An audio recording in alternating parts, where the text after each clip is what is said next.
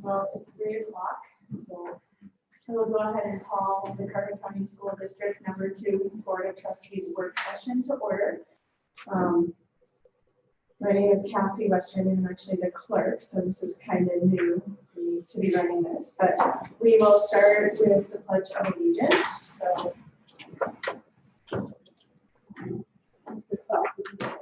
absolutely. I pledge allegiance to the flag of the United States of America and to the republic for which it stands, one nation, under God, indivisible, with liberty and justice for all.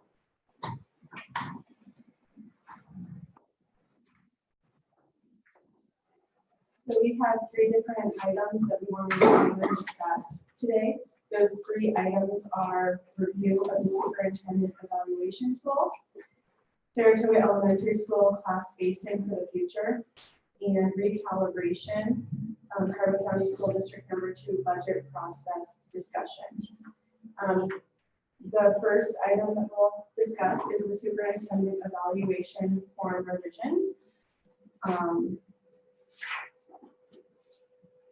Would you like to talk about that topic? Oh, I'm sorry. Yes. Ms. Weckring, I move that we approve the agenda that you mentioned. I'll second. So we have a first and a second. Is there any discussion? All those in favor? Aye. All right, thank you. So I guess we'll move into item 3A, the said superintendent evaluation form revisions. I don't think this will take too long, depending, I guess, on everything. James had kind of reminded me of this, and I've kind of forgotten, but last year was the first year of the news board approved evaluation for school leaders, which was myself, principals, central office directors, assistant students, whatever those positions. So it went to a standards-based evaluation system, standards 1 through 7, and so I attached the link. You can click and get to it. But anyway, I think the main thing that I remember in talking with James is that on the standards, there are expectation checks, and we just had a check like that in each one, or you could check if you thought it was basically it was like a pass-fail kind of thing. But then the overall rating, you put a number from 1 through 4 up at the top of each standard that was evaluated. So as best I can remember, we had talked right after that about changing these checks to a 1 through 4 rating also, and then it would automatically populate the overall rating, which was a little more similar to the past, even though this is the actual instrument we used. But that was kind of the same thing the last day. So this is a fix, I think, that we can just contact Rick and get him to change it.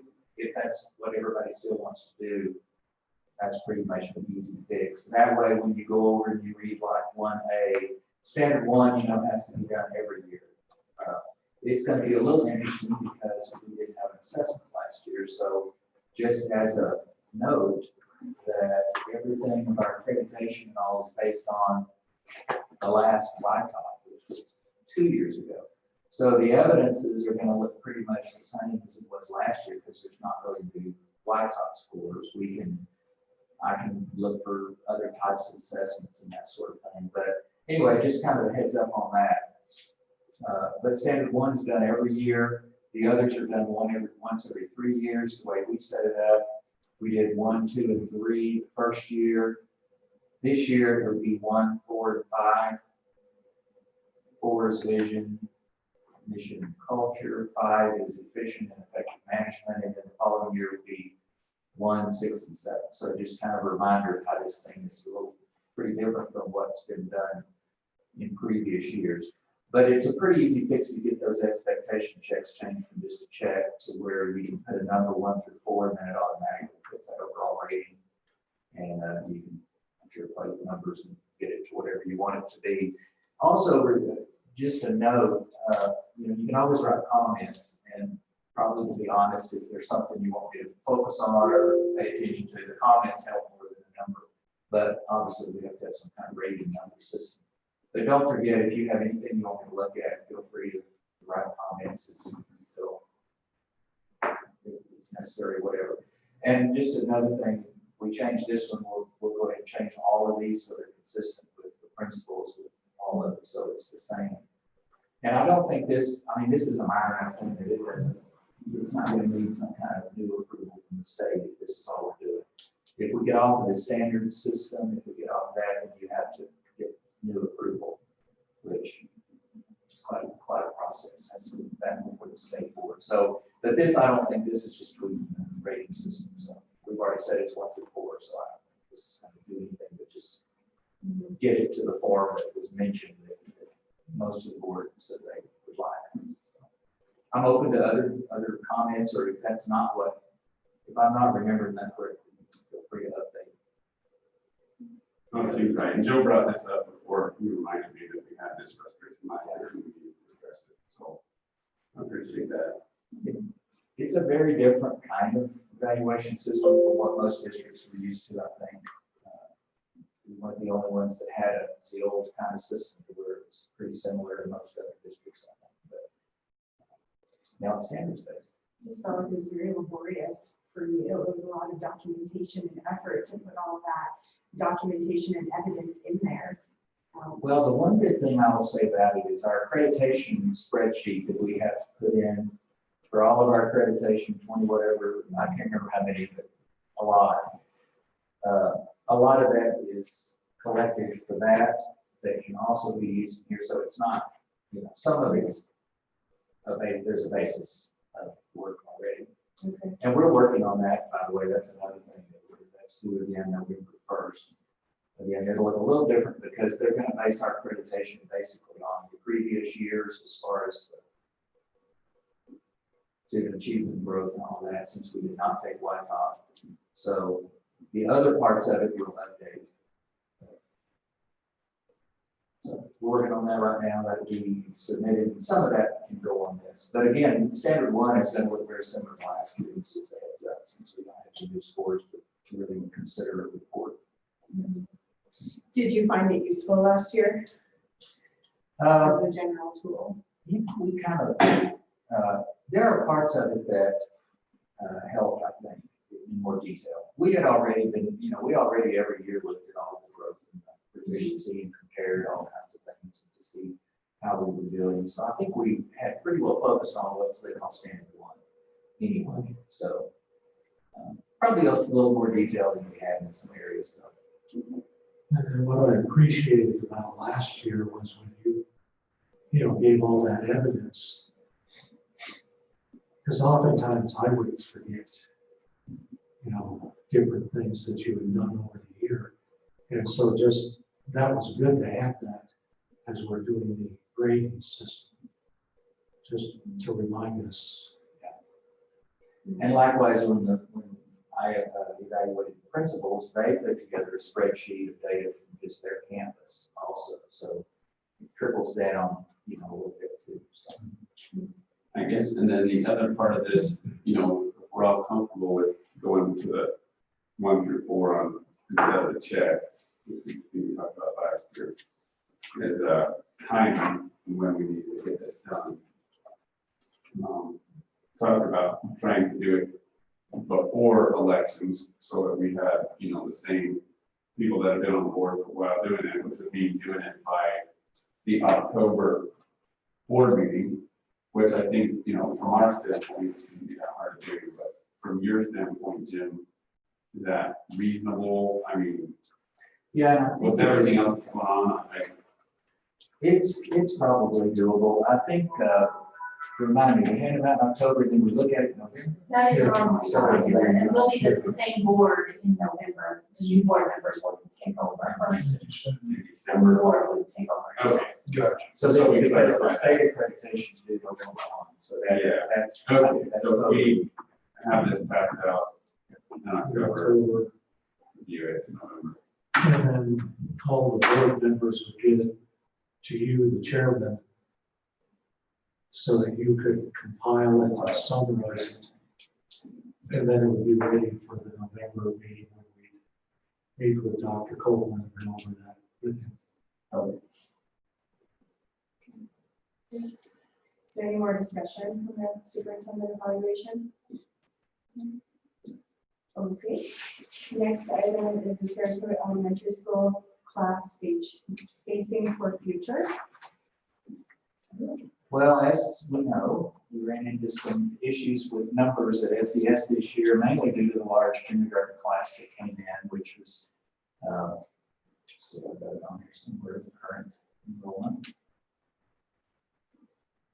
which is at 35 now. It's kind of been between 35 up to starts with 38.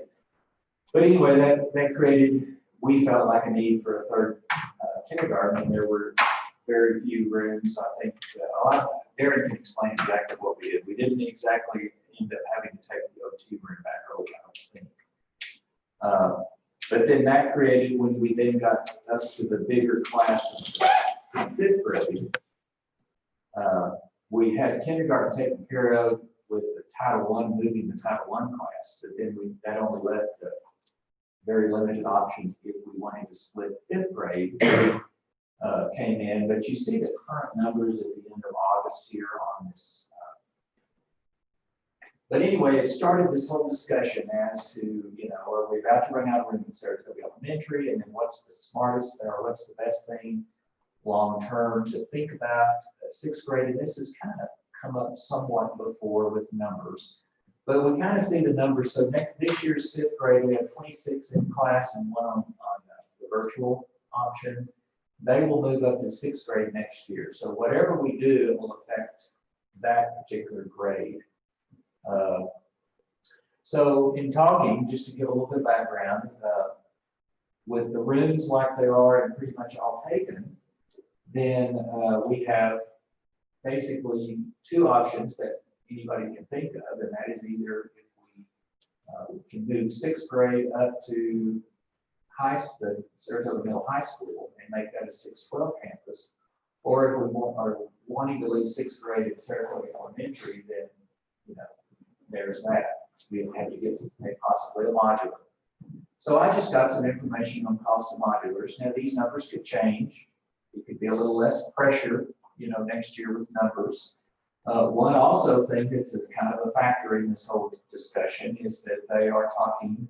One of the things they're talking about in recalibration is changing class sizes to be larger in the upper grades, and at least it has been figured so far.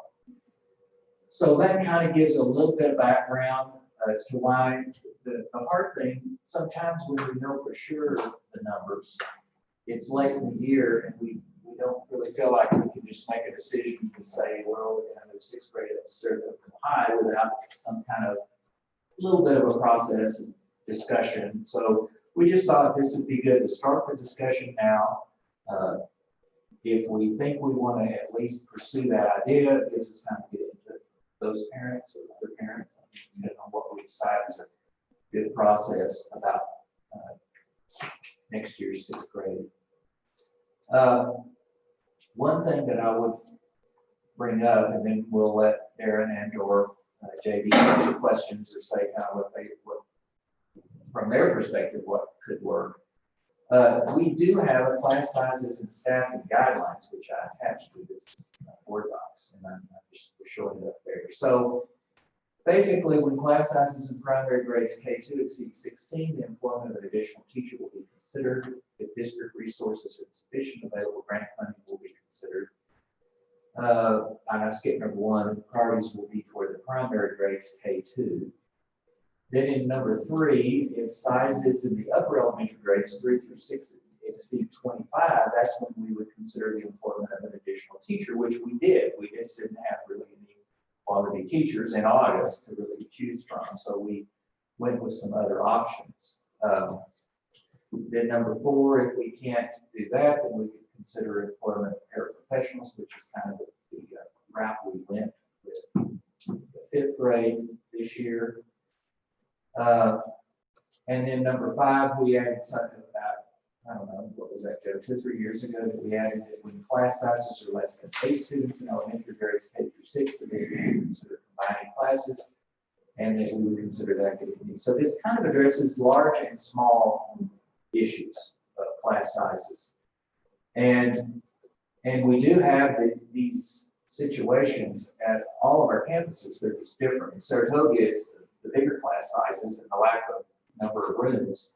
In Camden and in Hannah, we do have some grades that are less than 8. We have not had a financial need to combine classes based on just money, so we've left those intact.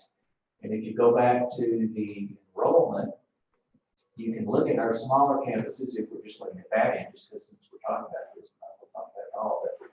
You see in Camden has, 3rd grade has 6, well, 2nd grade has 3rd grade 6, 4th grade 7. Then you see it's picked back up in K-1, and they expect those similar numbers. We did not combine any grades there again, because we had teachers in place, and financially, we didn't really need to look at anything like that. And basically, I think most of us would agree that if you can keep grades separate, it's better academically if you can. In Hannah, we have put K and 1 together at their request, basically. Kyle Warren has all 10 of those. He was a kindergarten teacher last year. This year, he's teaching kindergarten 1st grade. So there are 10 students. At least the last time I was up there and checked with him, he seemed to think it was working all right. Not that there's not challenges to teaching 2 grade levels, but one of the reasons that request came from Hannah, actually previous to Laura being in the mix, is that they were thinking they would prefer a Title I teacher added so that it would serve the needs of interventions, which they did not have. So that decision was made. So that is one situation where we have combined grades. Of course, Mount Medicine always had combined grades. So that just gives you an idea that we do have class size guidelines that we've adopted. Now, Sally may have to help me, but in the latest recalibration, just for information purposes, is it K2 or K3? I think it's K2 they're thinking of keeping, or making it 15 to 1, and then grades 3 through 6, 312, they're going 25. So that's a pretty big difference from how they're going to figure the model and FTEs, because this year it's 16 to 1 in elementary, well, all the way up through about, where's the switch to 20? Yeah, 5th grade. At 5th grade. So you can see that's one thing. If they play with the class size and the recalibration, and they adopt that model, then that would, in the model anyway, that would give us some less teachers. However, there's also the minimum teacher that helps us out in our smaller schools. So it's not that simple, just easy to say, how it's going to affect us. But it could affect the model of funding for FTEs in general. So Real quick before you go on to those guys too. So next year's kindergarten class, you guys have a deal yet for how many? About 20 students is what I was told today, give or take, but about 20 students, which is down just a little bit from what we've had. Down a lot from this year, but even in the past. this year's a little bit of an outlier. Obviously, it's close to 40 or 36. So, so those are kind of our guidelines that we've had in the past. They can be changed at any time. We looked at these a couple of years ago, I think, as a board, and we tweaked them a little bit, I think, also at that time. But that's kind of what things have been based on. And there again, we've had the funding and made decisions that we prioritize getting teachers in classrooms, whether it's large and we're splitting them, or whether we're trying to keep grades separate instead of combining everything that maybe we could combine. So that's kind of where we've been on all of that. Modulars, I just put in the two estimates I got. You can buy them, you can lease them. You know, I'm not a great fan of modulars, mainly because you're separate from the building. If you put modulars out in the back of the elementary, number one, you can't take that out of major maintenance. That would have to come out of carryover funding or somewhere in the regular budget, because you're not replacing anything that's there. So just keep that in mind. But, you know, these two quotes, one was more on the higher end quote, and you can look at pictures and all, you can see that we're higher end buildings and so on. I won't go through all that, but anywhere from, you know, several hundred, you know, a couple of $100,000 and up to get those modulars there and installed. The upper end one has a lease option. Also, you can see there, so much a month or so many months. And so there, that's just some preliminary stuff. If anybody's interested in discussing that, we're not here to make decisions. We're just basically here to start the discussion, to throw out some ideas. So we can start with Darren just to see, he can explain in more detail what we did with 5th grade and how we're making that work. And then I don't know if he has some ideas of what he thinks he would prefer. And then of course, JD's here basically to say, can we handle and what would it look like to do 6th grade up to middle high school?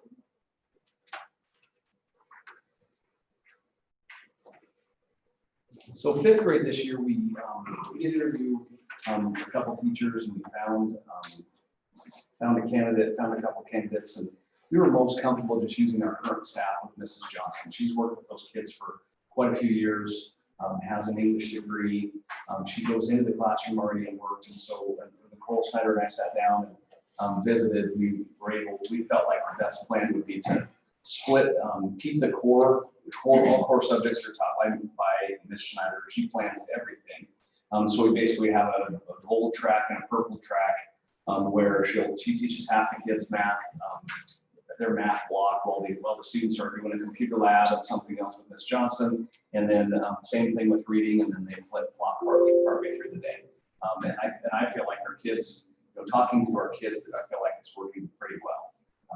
Lori's a strong teacher. She has the para title, but she's really a strong teacher. I think, again, when talking with the kids, I think it's going well. They ask a lot of questions. If you go on our school website, I did my first podcast with my kids. They answered some questions about how 5th grade is going, but they asked a lot of questions about next year for 6th grade for them. I don't want to broadcast that one because I have a couple really dumb answers on it. But you can listen to what the kids thought about going to the high school or questions that they had. So on looking at our numbers, we just have, we have a need to have 2 teachers, I think, in 5th and 6th grade.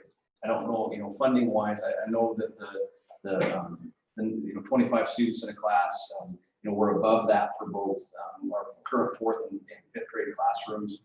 We just don't have a lot of space. We will gain 2 classrooms next year though, because we only have 20 kindergarten students coming in, so that would probably be 2 teachers. So we'll have the Title I room that we converted into a kindergarten classroom, so that would be 1 classroom.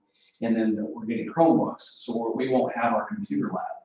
So we will have two classrooms, which would work perfect, except for we have this rather large kindergarten class of 35 students. So if we could, so that one option would be we use the computer lab and we use our old Title I room, which is our current kindergarten room, and we keep kindergarten through 6th grade. We have 2 teachers in every grade. That does put 17 and a half. I don't think we split a kid in half, but that would be the enrollment for 1st grade. So we would have it would be a rather large class at 17 or 18 kids right now, and who knows who's moving in. But that could be an option, but the drawback would be 17 or 18 1st graders in the class. The other option that we have is the modular classrooms. I taught in the modular building. It was great because nobody came out and bugged me, so I actually thought it was okay. But there are some security issues. There's some, you definitely want to get them self-contained. So you have restrooms and things like that. So that's, that's also, an option. JD and I've talked about moving our 6th graders, up to the high school. There is room in the high school would be the good thing. There is room. Our 6th graders play sports. You could make it a traditional middle school and have 6, 7, and 8. We were able to separate our middle school kids from our high school kids, hallways and different things like that. Might create some staffing issues up there, but I'm not. Yeah, looking at the staffing part on that, right now we have 4 teachers that go back and forth from Encampment to Saratoga or vice versa. Math would be one area. We'd have to fill with our 6th grade somewhere. We have a math teacher going back and forth. So, I think I think we could have made it work this year, and really looking into next year, if we do something, I don't know if we would be able to send our staff as much as what we're doing already to encampment, because that's adding 2 more sections of 6th grade, which is 14 more class periods, that we have to split them up between electives and core classes. So, I mean, I don't know where the give and take is on that, but as for room wise, we'll have a computer lab that'll be free again. And then we have a very large special ed classroom that we could turn into a classroom. Our special ed numbers are not super giant right now, so one of those rooms could be turned into a classroom as well. When we were first talking about this year moving 6th grade down, we can almost put 6th grade 2 classrooms down that far hallway where like the ag room is, and industrial arts room and the fax room is. And so that way we keep 6th grade pretty much in one area. We'd still have to share our special teachers like art, PE, things like that. Probably have to do a little bit with lunch, that type of thing as well. But, you know, class room, we can make it possible. Class teachers would have to be expanding a little bit or not going or something to make that work class-wise. Because we'd still want 2 sections of 6th grade stuff. You know, I'll put all, because there's what, 25? Oh, yeah, 24 right now. 24. I mean, when you get to the junior high level in high school, we offer 2 sections of government, 2 sections of American history, just things like that. So it'd kind of be the same way for junior high and high school with our teachers. One reason we talked about it could have worked this year, like you said, almost a little easier, is because if you kept this year's 6th grade, which is 24, then right now 7th grade is split into 2 sections and there's just 17. So you could have made them just all be in 1 section, and that would have given the room for a 6th grade section. That's what we're talking about numbers this year. Next year, if we need 2 sections, then it's not, you're not just combining 1 grade, you're going to combine 2 grades, and then you're going to have to look at the teacher load, as like you were saying. So the other thing, and then Sally and I have talked a little bit about this, that it would take in Saratoga not, well, every other well, of course, in Canton it's K-12, obviously they're all together, but in Hannah, that 7-12 would still be the 7-12, and this would be different. I mean, that not that it couldn't be different, it just would be different than if you put 6th grade up in the middle high. So, I mean, I think our first option would be if we could figure a way, I mean, my first option, if we could figure a way to keep it in elementary, then that would be preferable. And, you know, I wasn't thinking about the Chromebooks and not being in the computer lab. And then the only reason that the other room would be available though is if you put in this year's kindergarten into 2 sections, right? Is that what you're saying? That would be one of them. So that would make those 17. And I'll be honest, 17 and 18 is not that huge of a class for a lot of places. We're a little spoiled and lonely as far as a class size, I'll be honest, which is a great thing. But anyway, and then those numbers can change over the summer. That's one reason it makes it so hard to, you know, we've hovered around this 25 to 27 and all for some years now in those upper grades. And so too, like you say, so part of the reason that you were better this year was because this year's 7th graders are smaller than any of those. and 10. And so that those are going to kind of transition out. I mean, if we just keep having these mid-20s. It just seems like this has been an ongoing discussion over the years. It would be nice to have like a long-term solution of something where it wasn't something that we would have to maybe reevaluate every year. And it's probably not something, I don't think that we would want to like evaluate every year and kind of move kids around. So I think I have a 6th grader this year, and so there was definitely just the discussion of moving them up to the high school. And I felt differently about the different scenarios. There was the discussion of having like one dedicated teacher, kind of like Mrs. Long would go up there and be with the kids. You know, that was a completely different feel to me than having, you know, the kids going up there and going to different classrooms. So I don't, you know, I think what you're saying is that the kids would kind of move around as opposed to having a dedicated teacher, or even if the teachers went to that one classroom. And we could do, I mean, there's many, you could bring sixth grade teachers up.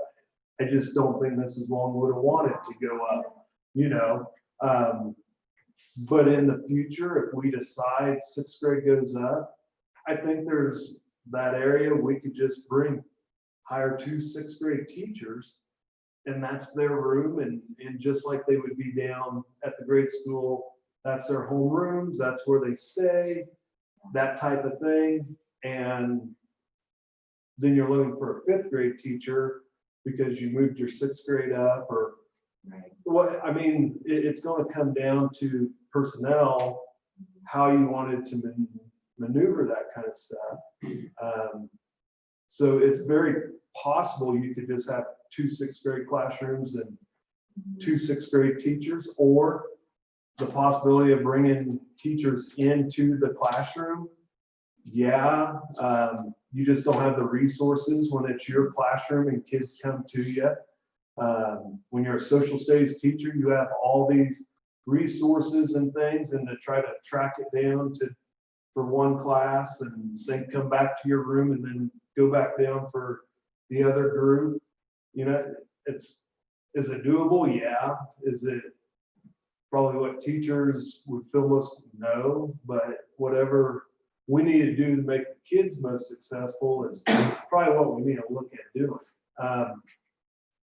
We'd still have to have them going through the halls for, you know, do you want them to have specials? You know, that's the advantage of putting them there. You know, the options of taking band or taking art. You could do those at the same time, get more chances of that stuff. You might be able to put an ag class in there for 6th grade. You could put a fax class in there, some different things like that for 6th grade as well, if they're there. But then once again, you have to move them from class to class. And I know that's a big concern for parents, is how much interaction are they going to have with the high school kids and the transition and all that kind of stuff. You know, some 7th graders still haven't caught on to it yet. So, you know, it's a curve no matter what you do. So This seems like a really complex problem, you know, just like the scheduling of everything and the teachers. You know, how would the teachers up there feel about taking on like a whole new grade level? You know, like Mr. Hunholt, he teaches quite a few different subjects. and he would be one that would just do math or just do social studies then, because right now he's doing 2 hours of 7th grade, 2 hours of 8th grade in social studies, and then he does 2 hours of math, and then Mrs. Withers does the other 2 hours of math. So if he did all math, that'd be his 6 hours, 2 of 6, 2 of 7, 2 of 8. And now we need to find somebody to do social studies. Or if he does social studies, then we got to find math. So what you're saying, it maybe wouldn't need an increased workload for them. It would just be allocation of resources. yeah, it'd just be a different prep.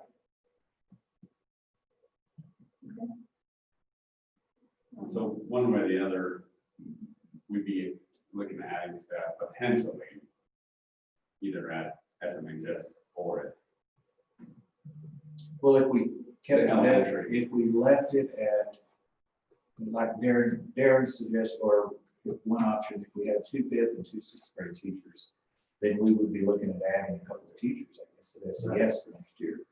And then if we went the other way, we would probably have to look at how, you know, how we could allocate it, and it could possibly mean some extra teaching somewhere. So I don't know that one way or the other is going to save or add a lot of cost from the teaching standpoint position. Be 2 teachers, assuming that there was still, that we have 3 first grades next year. We have 2 first grade. If we have 2 first grade, and then We we have the rooms we need. We have 2, we have the room. The problem is if you only have 2, you have 17. Yeah, You're gonna have, and you're gonna have that same conversation that Cassie was Right. saying. It should be nice to have a resolution to this, because Murphy's Law says we'll get 4 new kids and they'll all be in first grade. So then you're, you know, 20 or whatever, but again, that's not. It kind of depends on, it kind of goes back to what are we comfortable with as far as, and then even then, if we decide what we're comfortable with, then it could change right at the first year, new kids come in, they're all in the biggest grade. Which I know, like, I mean, I don't, when Cassie or Bailey, I mean, and Brett, like, Brett was third combined, third, fourth, fifth, sixth. And when that was the case, then the 6th graders rotated, just like you're talking about, in With the Canton, second which I know graders. it's different because it's not as big, but still, we've kind of been through that scenario in Canton. So might be a discussion that we have with Mike and Deb and See how. whatever, how that works, because they did, I know Brett did for a fact, Cassie might have. Cassie was the first year. So she was the first class, so separate, so Guy's a class, fifth grader, she was combined. so Guy's class, then, so Brett and then Guy. So what you're saying is they combined third. Third and fourth was combined when Brett was there, and fifth and sixth was combined for like 2 or 3 years, I think they were combined. So, like I said, when Brett was in 6th grade, he Kind of was department. he was like, that was his homeroom or whatever, but then he did have to rotate into the high school wing. I guess that brings up another thing that went out. A few years ago, they tried over the 3rd and 4th, or 2nd and 3rd, like each had one, so we were right on the bubble of 1 or 2 teachers.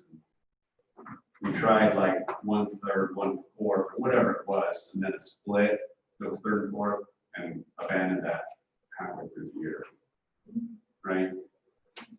That was before you were here, Darren, I think. So we did that, and then the one teacher just like took all the 4th graders and then the 3rd split up. Like, we did that for like half the combined. Well, we've been adding, you know, when I first came, we had Yeah. K1 and 2 had 2 sections. Right. And then we added 1 to 3rd grade at some point, and we added 1 now to 4th grade, so that's 5th and 6th. It's just one section. But one year we did like a split grade, and that, we went like half a year. I know my daughter was in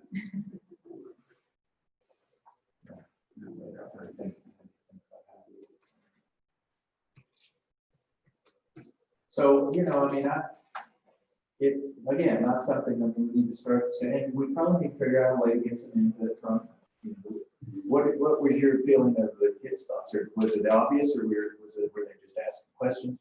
They just ask questions about it. Primarily.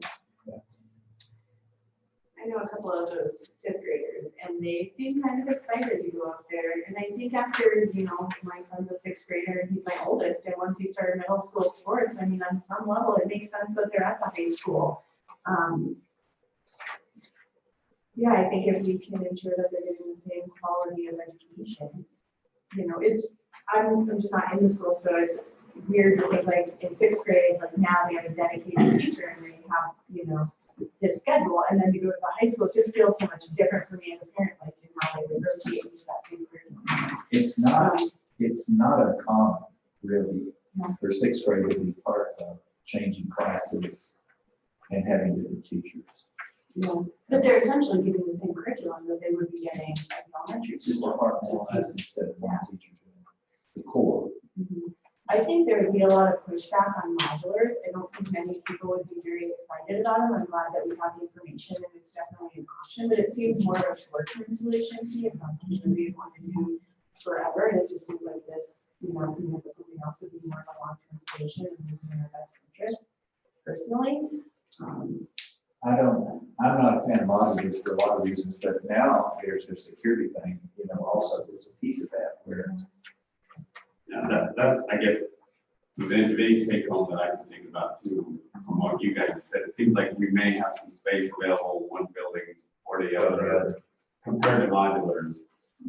I personally would be like, that would be my lowest last option of all. Anytime you start adding bathrooms to anything in the self-contained part, you start having maintenance issues, costs. I mean, they're just gonna be heavy. Not to mention their $400,000 too. Exactly. Carryover. Well, that's the super high. So, Jeez. my kid was gonna Yeah, get that's $150,000 modular, I'm pretty sure. Yeah, that was high. That was a high, and I'm like, moving there. I just don't feel like the kids feel like they're part of like the elementary school per se, and they don't feel like they're part of like the middle high school, and so like they're just kind of like hanging out there, so. So where do we, so to go forward from here, like what kind of a timeline or strategy or thoughts you guys have on kind of making a recommendation back to the board? I think we need to, if we're gonna leave them in elementary and just say, we may have a bubble class occasionally come through like this year's kindergarten, but we're just gonna make that work and work on trying to provide the 2 sections.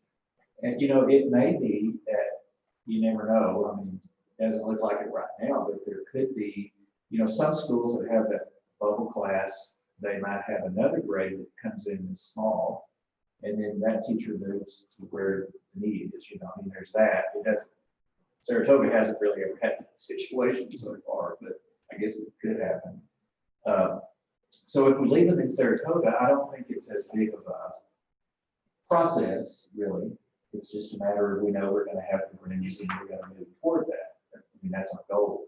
If we're thinking we would be serious, think it's a better option to move them up to Saratoga Middle High, then I think we need to come up with a little bit of a process to get a little more input from like the parents of these 5th graders. I think by January, I think you need to know by January. Yeah. I mean, you're hiring teachers, you want to hire a teacher in February or March ideally. And so I think your decision needs to be made by in January, or our decision and recommendation, so that I think that would be. Yeah. I mean, with the options I'm hearing now from the rooms, I would say I would lean toward using the computer lab in Title I and trying and just leaving it. But I mean, It's just that first grade class next year. You just don't know. do 18 and 17 as we know it right now. As we know it right now. It could go down that. Right. Well, it seems to me like the town of Saratoga is growing. And we have several major building projects, housing and stuff like that. So, we need to look forward. To me, a modular would be only a temporary fix for a spacing, until you can build a building that's bigger or whatever. But I think myself, I personally think moving the 6th grade up Is a more permanent. is a more permanent solution. And then that frees up your room at the Saratoga Elementary to where you could have 2 classes for every grade, depending on how the numbers change or grow. We've always been pretty crowded at Saratoga Elementary since I've been here. I mean, that seems to be where we're. Yeah, it doesn't, when you look at the numbers, it's like, no, they're pretty good all the way through, so. Is there, so if that happens, so if you took up 2 classrooms up at the middle high school, is there a point where the 27 kids a year going up to middle high school start creating a room issue anyways? Because I think that building is made to house 220, something like that. So, I mean, yeah. We're not used to that. Yeah, they're not going to be able to space out lockers like we do now. And, our classrooms won't be, 14, 16 to a class. They're going to be 20 some to a class type thing. Because we got, once you start adding some kids that have to retake classes or they're, when you get into electives and you got sophomores, juniors, and seniors that all want, ag class or an art class. Now you got to start having multiple hours of it. But I mean, that's what high schools, those are our numbers. I mean, 16 to 20, if a teacher, and I'm coming from somewhere that's still low numbers, so I'm kind of like Dr. Copeland, our teachers are pretty spoiled having some of these class sizes that they've had. One So, thing too, if you're looking at these numbers, right now we've got 17 in 7th grade, 17 in 10th grade, and 10 in 11th grade. We're losing 25. We're gonna gain 25 just with 6th grade going to 7th. So that's an equal, but that class of 10, that class of 17, they're gonna have to be 2 sections Yeah. of some of those unless at all. So, I mean, obviously, number-wise and room-wise, there would be room to do that. We might have to struggle a little bit to figure out how the academic, subjects would all be covered. But, so.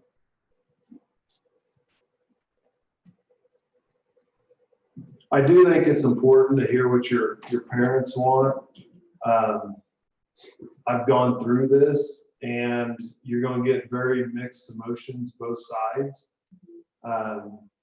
So make sure you get both sides from parents, because you're going to have some that are very, very vocal one way or the other. So Maybe the first step is to try to get that get some kind of survey or meeting or group that gains that input and give everybody a chance that wants to.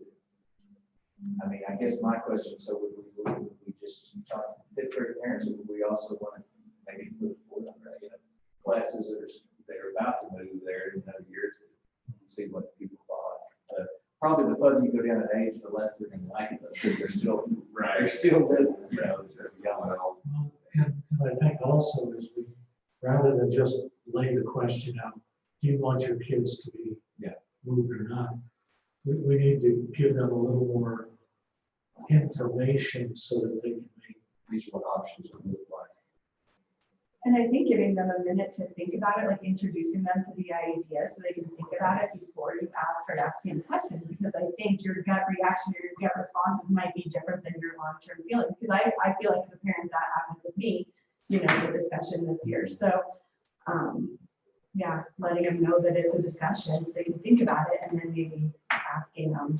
I think that's a good idea. We can email our parents. We could work together and let parents work on some kind of information sheet coming up and saying that you're considering here's some things that look like. Be thinking about what your thoughts are when you're dreaming. And I think too, then they create dialogue amongst themselves and really talk about it and think about too what the implications are.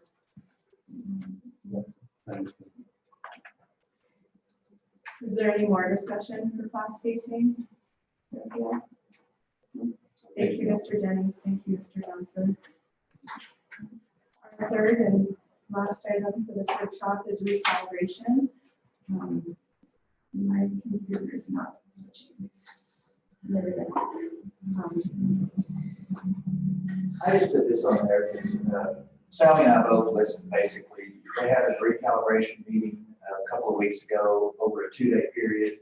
Anybody could tune in on that legislative thing. So I just had to kind of go in the background those 2 days while I was doing other things, but heard pretty much all of it. I think Sally did the same thing. She's been through this way more than I have. The last time these particular consultants did a recalibration was 2015.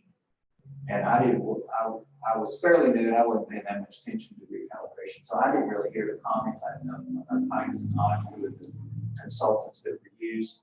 Then in 2017, they decided that they wanted other consultants, thinking that other consultants would say education could cost less, basically. Well, they came back with even more money in the model than Odyssey. So they just basically ignored that year of consultant. The law, I think, states that every 5 years. So that was kind of an outlier effort there.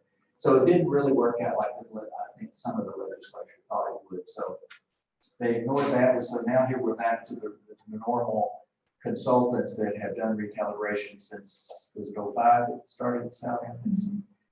So anyway, so they were talking about, there's been a lot of information that's come out in just school finance in general, and I was just going to share some of that and make a few comments, and I can give Sally a heads up. And obviously, she has more background about recalibrations and how it all works. And when I heard those 2 days, I was probably thinking, it was, yeah, kind of panic time. But after talking with Sally and talking to some other suits, it's not quite time yet to panic. Although I do think we're going to have to expect that there's going to be more budget cutting than we've been used to, at least in recent, or at least since I've been here. The governor has asked school districts, just as a preface, well, he actually made 10% cuts across all other departments of the state other than K-12. And he basically said, I listened to that little conference several weeks ago. He didn't realize, he didn't know for sure if he had the authority to cut K-12 because it was based on court cases and legal decisions and lawsuits that had been decided. So he did not cut K-12, but he asked superintendents to be thinking about a 10% cut and how that could look. So that's really what got the ball rolling publicly in K-12 and everybody trying to figure out what's going on. So just to present a little bit of information and then talk specifically about that meeting, they referenced a lot of different data that was good for me because then I went back and looked at some of the data that they were referencing and some of the reports and all. And I tried to make available to in board briefs and all and on this in board docs. But anyway, the first thing, the revenue committee that met a few weeks ago voted basically not to consider any new revenue source at that time.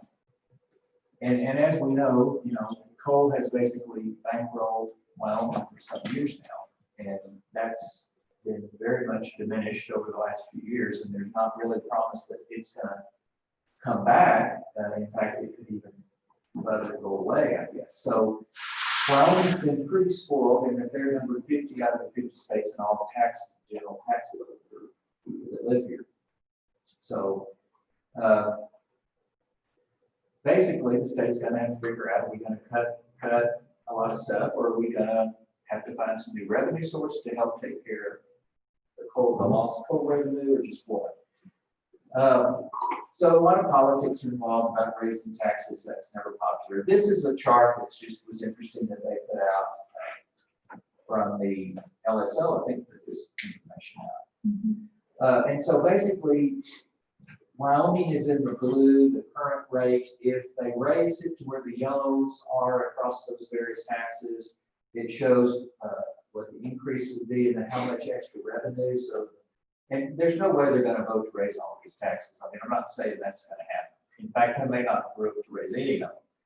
But this is comparing ourselves to neighboring states and looking at percentages that they have and shooting for somewhere kind of in the middle. So you can see it has income tax, corporate income tax. Both are pretty unlikely, I think. Sales tax increase, which is really what they're talking about the most as far as right now, is raising sales tax. And that's also the quickest way to get income coming out, I think I've been told.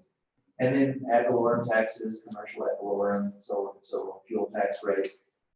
But you can see down there, if they did raise the taxes to all of those yellow areas, kind of in the middle of where all of those rates are around us, that would basically take care of the shortfall, because in the second year of 818 billion, and that's per year. So in a biennium, that's 1.6 billion, which Sally would know more about if that totally covers what we lost in coal. But I think it's pretty close. But that's assuming they're going to do all that, which they're not. So that's just a chart with information on it, basically, as to how revenue, what would be required, or what it would take. So then they get into funding model and so on. So they talked about health insurance, and it sounds like that they're going to push to make health insurance a reimbursement as opposed to in the model of based on FTEs, because right now it's based on how many FTEs we are allotted. That's how much insurance allotments we get. So not all of our FTE, our teachers, our employees take our health insurance. So that has created in most districts some extra money. And this chart right here talks about the total, but it also talks about at the end, it is a list for each district. So you can look up there in Carbon 2, the model funding for insurance is 2.2 million. Our expenditure is 1.8, so that gives us 407,438 over that we're not spending on insurance. So guess what? We take that kind of money over and move it to activities and other areas where we are overspending what the model is. That's like a block grant kind of thing. So you can see how most districts have money there, but that provides them money. The total is 67 million. So of course they're looking at that and they're saying, well, we can easily make up that 67 million right away, or part of the deficit. I mean, that's a pretty good hunk of money. Obviously, one of the things pointed out in recalibration committees by some of the legislators, where that money is being spent somewhere on educational, uses for the kids in Wyoming. So it's not like you just cut that and it has no effect on what districts are able to provide. So, that was pointed out. So insurance, I don't know, Sally may have a different idea, but it sounds like we're headed toward reimbursement for that one and not, so we won't have that issue. Like they did retirement, as they raised the retirement rates, we either had to make the employee pay that extra 3% or absorb it, and we chose to have the employee take it out of their paychecks. Plus they're raising the employer side. Well, they've only based a certain percentage in the model that they're funding this for. Then the extra that's happened over the last 5 to 6 years, we're having to make claims for it every month or every quarter or every year to get reimbursed for the actual expense of what the retirement is, rather than getting it included in the model at the FTE level. So I see them going to a reimbursement model for health insurance, the same as they did with retirement. That's what I see. And the numbers there are spot on. The 407,000, I came up with a little bit more than that, but I like their number a little bit. It was a big difference in what I came up with and what they had. So basically, if they go, just as an example, they go to reimbursement, then that's basically a $400,000 cut for what we get from the state. And that's the reason I put that up there. Another thing that the consultants talked a lot about was FTEs. If they raise class sizes, they're going to lower the number of FTEs each district gets. But they also said that, if you look at 1819 on this little chart right here, in the model, that provided that number of FTEs across Wyoming, 6888.18. The next one, the actual FTE, is how many teachers or FTEs were actually hired. So they don't particularly like the fact that we are not hiring all the teachers that they give us in their model. Picus and Odd is not necessarily legislators. Picus and Odd. But if you go over to the right, what has happened is that a lot of districts pay more salaries than what is allotted in the model. So the percent of salaries that we're spending is 97% of the allotment, whereas we're only hiring 87%. So bottom line, like the Gillette, some of these districts that pay quite a bit more than we do and more that's in the model, this is how they do that. They hire less teachers and then they pay the teachers, they hire more money. We are pretty close to the model. We're right at 100% on teacher salaries. I think we're off by like 1.2. Yeah. So we'll talk a little 1.3 bit about goes that. So just interesting data to look at. And so you can look at, I won't go into all of those. This crew report is kind of interesting.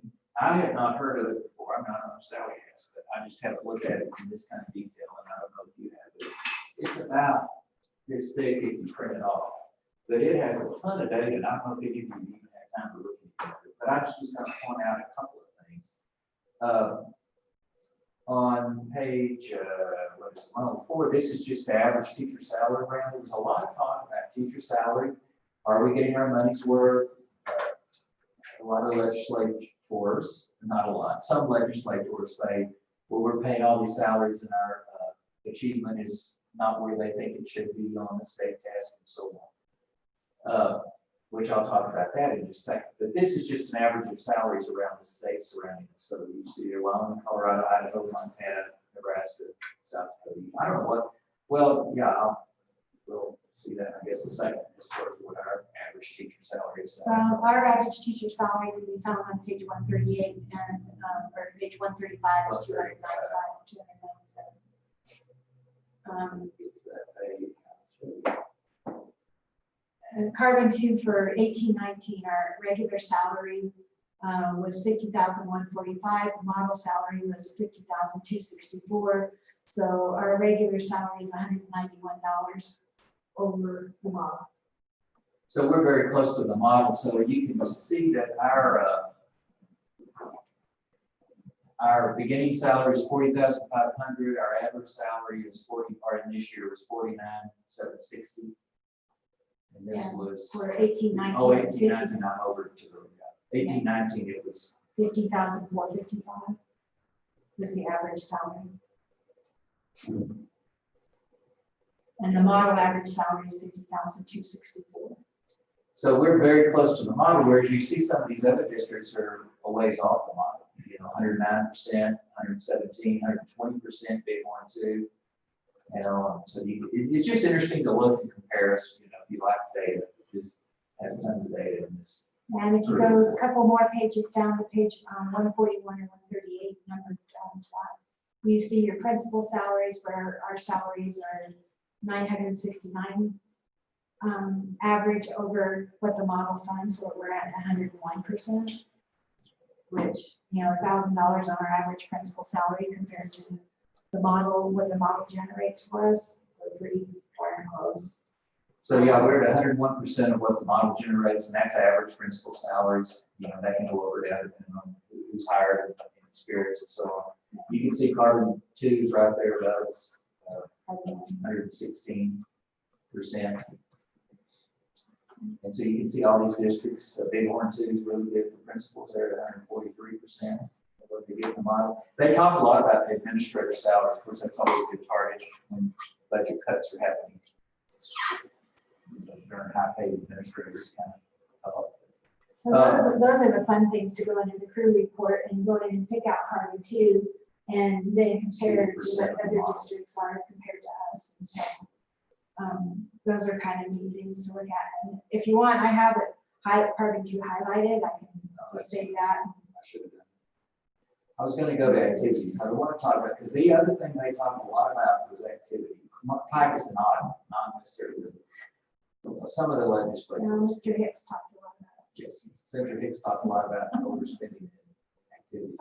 So that's the one area we've always known we overspend. So if you look under carbon 2, unfortunately I didn't highlight it. So we spend 100. That's on 168. We spend 136% in carbon 2 of what we get in activities. And we've always known we've been over. We have 3 high schools, we have multiple teams, and so it takes a little more expense. You know, carbon 1 spends 165. The average spent on activities in the entire state among the 48 districts is 137%. So we're right at. Can you scroll up just a second so I can see the heading? There's almost there we go. So the far right over is 18-19. That's the latest year. Difference. Laramie 1 is 159%. Yeah. Carbon 1's at 165. Buffalo or Johnson 1 is 193, so they're almost double what their allotment is. Now, the reason I bring this up is at least Pikes and Ogden really honed in on this as some place that we needed that we're overspending on members of coaches, on coaches' salaries, on members of sports we offer, activities, I should say, not just sports. And some of the legislators pushed back on this, about how important all of this was. Senator Hicks was not one to push back because he was saying that we could certainly cut out a lot of the activities we offer, and this would be a place where we could cut some of the budget. So this will come up probably more. I think activities will, and where that's going to go, I don't know what that's going to mean for us. But like since we're over at 136, so we about 150,000 more than what the model gives us is what we spent in 18-19. Where we get that is places like the insurance, where we have the 400,000 over, we can move over here and do that. That's also how we can hire extra teachers in our buildings, which we've done over the years. And so, just basically a heads up that if we're really going to have to start cutting budget, there's going to be some priorities we're going to have to figure out. And it's never fun to have to cut the budget as it is to kind of just maintain status quo, which is what we've done. I think there was we freeze the salaries one year I was here, or was that before I came? I think it's right, I think it you're was right. just before I came. Freezing salaries, of course, doesn't reduce the budget really, it just keeps it status quo. So, you know, a 10% cut is a pretty big cut. I mean, that's like, in our case, it's like about $1.5 million. Yeah.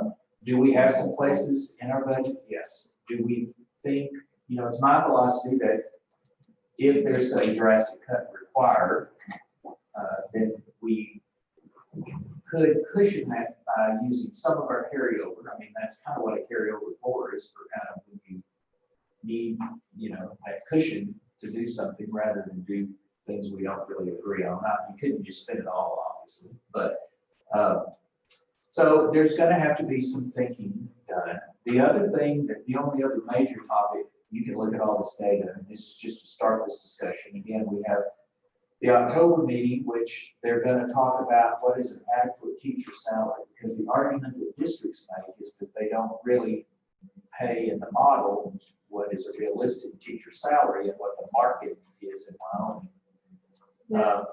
The beginning salary of the model is 38,000 approximately. That's where the salary starts. 38.5, I think. Yeah. Before you, can you just go down to the end of activities, is there a state by code? Yes. I'm just curious about that. So the state is overspending about 11 million. Yep. And that's 137, which is about 10%. You were right at the average, which I actually felt a little better. I thought we. Sure, yeah, I'm surprised. But I guess Picus and I think that the whole state is over, since they're over, you know, 37%. They think there's cuts there. So I don't know what they're going to do in the model. They have talked. They are pushing instructional facilitators. By the way, they're real big on instructional facilitators and tutors. I didn't know the difference really between a pair and a tutor, but a tutor has to have a teacher certification. So it's really like hiring a teacher to have a tutor. But there is a model across the nation that they pull from, and their evidence-based model, and they work with other states, that districts hire tutors or extra teachers really to come in and do interventions and help students. So I don't know how that's going to look. They're going to increase tutors, but we underspend in our model on tutors as a state, and we overspend on parents. And they think it should be, you know, they think we should hire more tutors and less parents. The other place in the model that you could look at as far as funding over what the model, or funding over what we spend, is if you go to page 165, just up a little bit on maintenance and operations. If you look at carbon 2 on page, it's number 168. There you can see that it's 165. You know, that is right there. Yep, that's it. If you look at carbon 2, you see that our maintenance and operations, we spend 56% of what we're funded. Mm-hmm. So if you want to know where that 150,000 comes from to pay for activities, there's one place. You want to know where the 250,000 comes from to supplement food service, there's a place. They also talked about grounds. I don't know what they're going to do with grounds. Yeah, and that's where Necessarily- the included in this, yeah. So grounds is really what produces a lot of this. Yeah, and they've already made a cut there. They've already cut out, you know, where they're, acreages where they're building. So we lost 120,000 a year after they phased it in. In the beginning, it was about between 120 and 150,000, and they phased it in, getting it gone. So we've lost that over the last 2 years, about 120 to 150,000 a year. Maybe a good place to start is the legislature will just let X, Y, zone in. Yeah. He's on the, he's kind of libertarian in things where he's, you know, and obviously education is one of the huge government expenditures. But he's right in that we have to be somewhat realistic in that we can't just ignore and not, I mean, you probably can't raise enough revenue to make up all the difference, nor can you just only cut. There's probably going to have to be some combination of cuts in revenue long term, looking down the road, obviously. The most serious one they're really, I think, talking about sales tax. I could be wrong, but that's the one that they mentioned the most in some of the meetings I've listened to. Which one was that? Sales tax. Raising sales tax. I don't ever see them raising sales tax. I mean, it would be nice if they did. They may not, but that's the one they mentioned the most. Well, the other thing is that I think it was recalibration committee said, we need you as school board members and you as district employees to go out and get the pulse of your constituents to find out, what will they accept? Will they accept raising ad valorem taxes? Will they accept raising sales taxes? Will they accept an income tax? What will your constituents accept? And I don't know that that's your job as school board members to do that, but, they're looking for help to find out what would be the most passable, acceptable form Here's- of revenue raising. Here, we talked in the superintendent meeting after this a little bit, and my thought is this, and look, I understand we have our role to do our part in hard times. I mean, it's not like we shouldn't be looking to see what we would say. I don't know that it's our role to go out and survey our taxpayers to see what they would accept. I mean, to me, they're elected. If they want to survey ours and everybody else's, then they chose to run. That's their decision to make. That's just my perspective. That's not theirs, I'm sure, but that's kind of my. As soon as you mention tax, everybody's here to get quote. They won't cover if they're gonna have to raise any tax. And see, a lot of that's just the whole political landscape. A lot of people run in all states, and you get these national organizations, kind of anti-tax groups.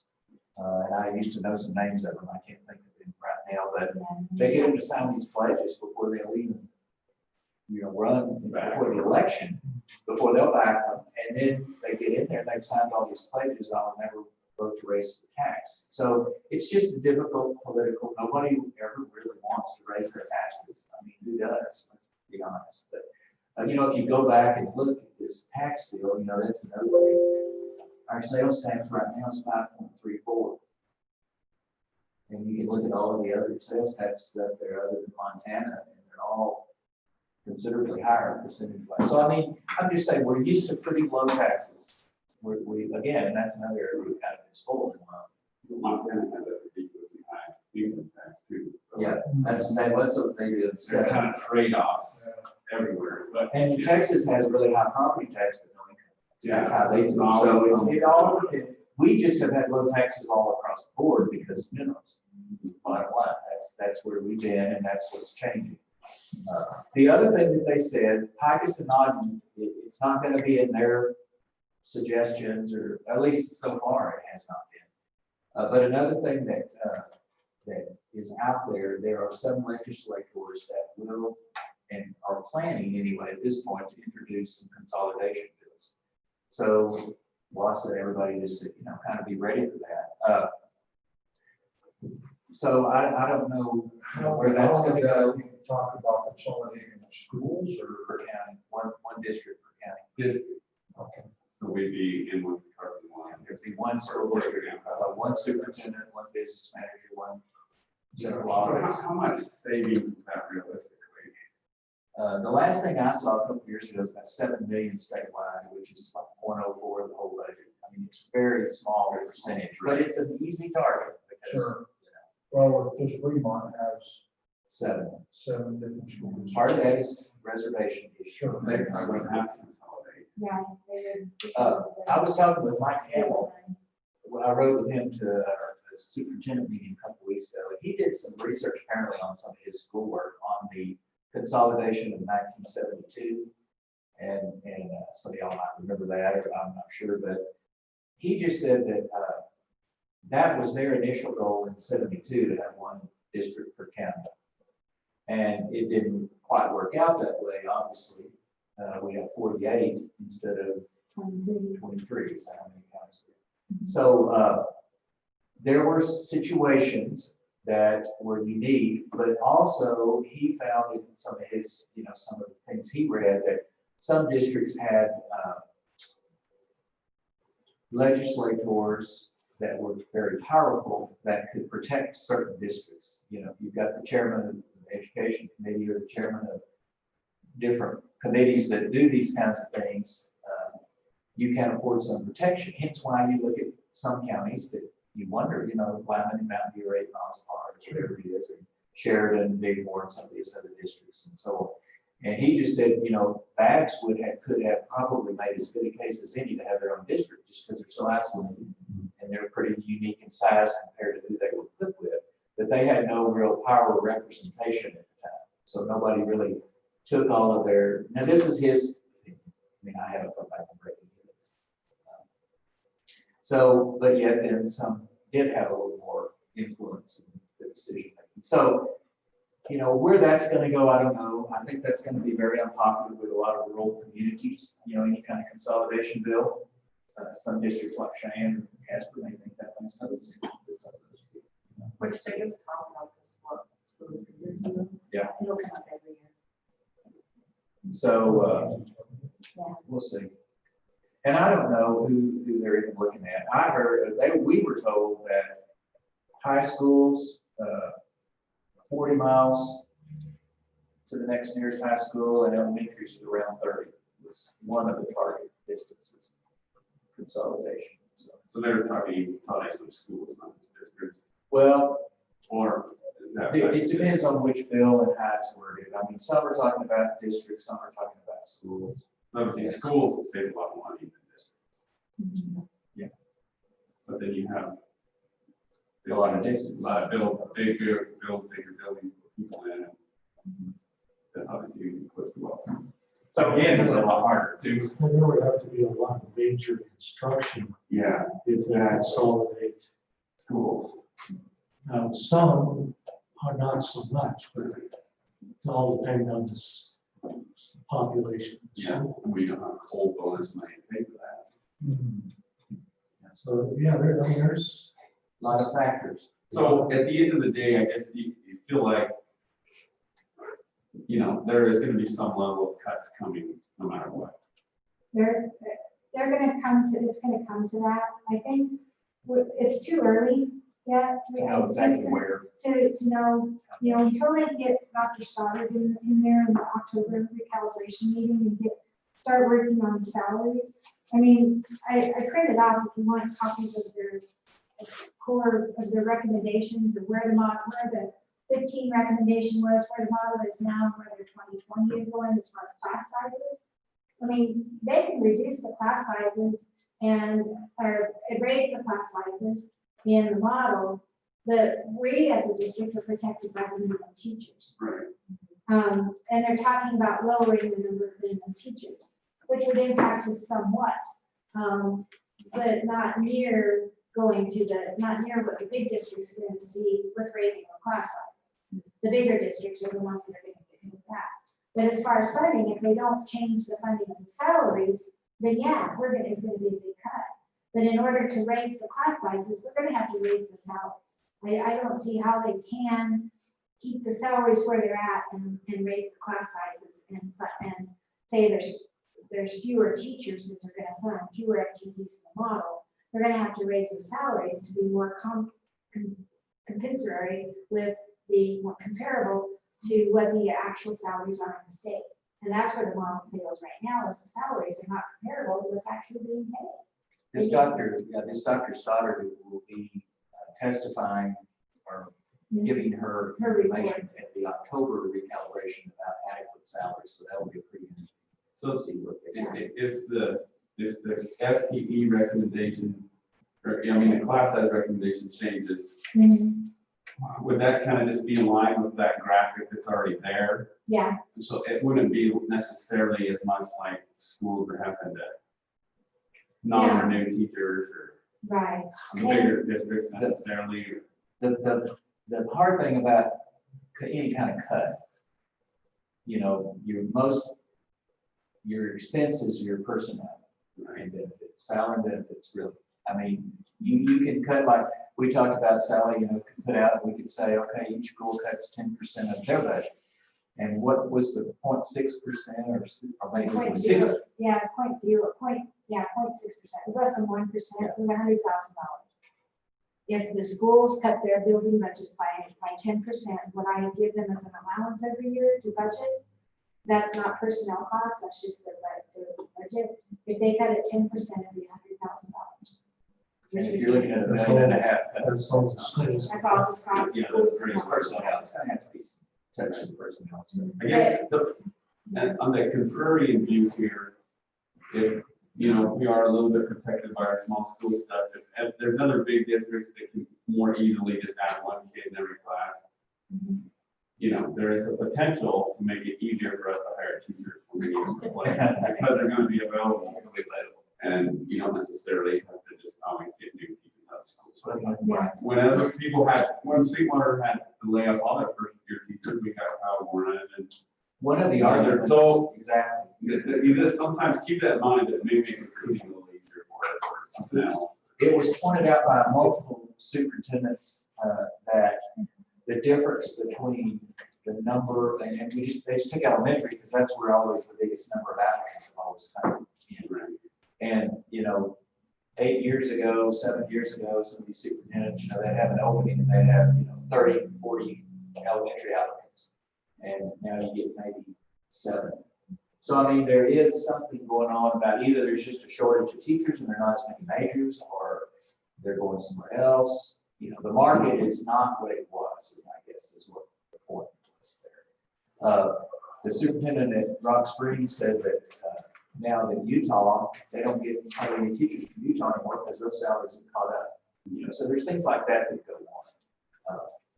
And, you know, as we're meeting the model on salaries, we then also say, well, Circle Elementary has a lot of turnover, you know, and shake our fist at that sometimes. And so that's part of our, it's not, I think just because we have so much lower base than everybody else, we just have a lot of new teachers as a percentage of the total number of teachers. So it's not like we're so tipsy compared to the rest of the district. We just have a lot of new teachers. And they just happen to have a lot of retirements the last 2 or 3 years. One thing that I was going to get back to about this not getting our money's worth, I thought this was a kind of interesting conversation because they talked about NAEP and they talked about YTOP. And they said some people kind of claimed, and Senator Hicks asked the question, you know, well, are we really getting our money's worth? You know, we're putting all this money in the model and yet, you know, scores.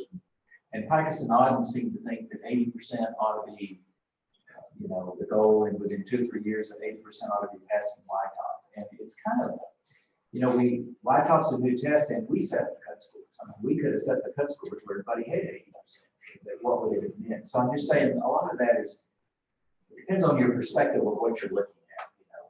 You know, the other thing that was brought up, they talked about the NAEP test and how we need to improve and all. And then one of the legislators, Senator Rothfuss, which is kind of been a friend of Asia, I'm not even sure where he's from. Mary.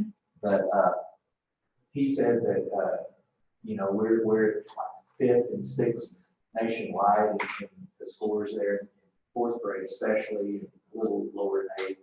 And there's not any state yet that has hit even 60% passing. And they're talking 80%. I mean, so it's all a matter of being somewhat reasonable, but having high goals. I mean, everybody, I guess your goal really ought to be 100% there all the time of everything. That's your goal. But just interesting discussions like that. I think Wyoming, and this is compared to the other 2 states I've worked in, you know, it's been a strong educational system. There's been a lot of resources put in it over the last, you know, 10 or 15 years. And I think we have gotten good results. And so again, you know, when you want to cut, you want to find things to criticize to justify the cuts. And I think they're doing that well. So anyway.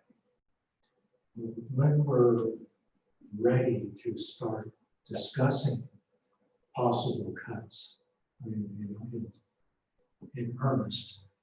Number one, I think we need to involve the community, not just, you know, the board or the administration, but also if we can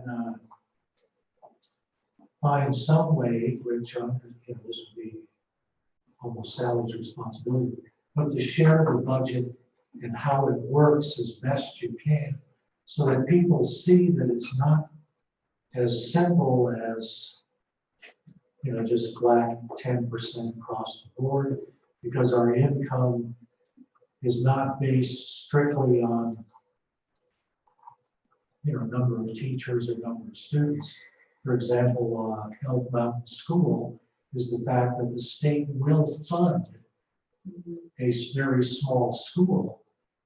So to do away with Elk Mountain would have not really at that time, now whether things change.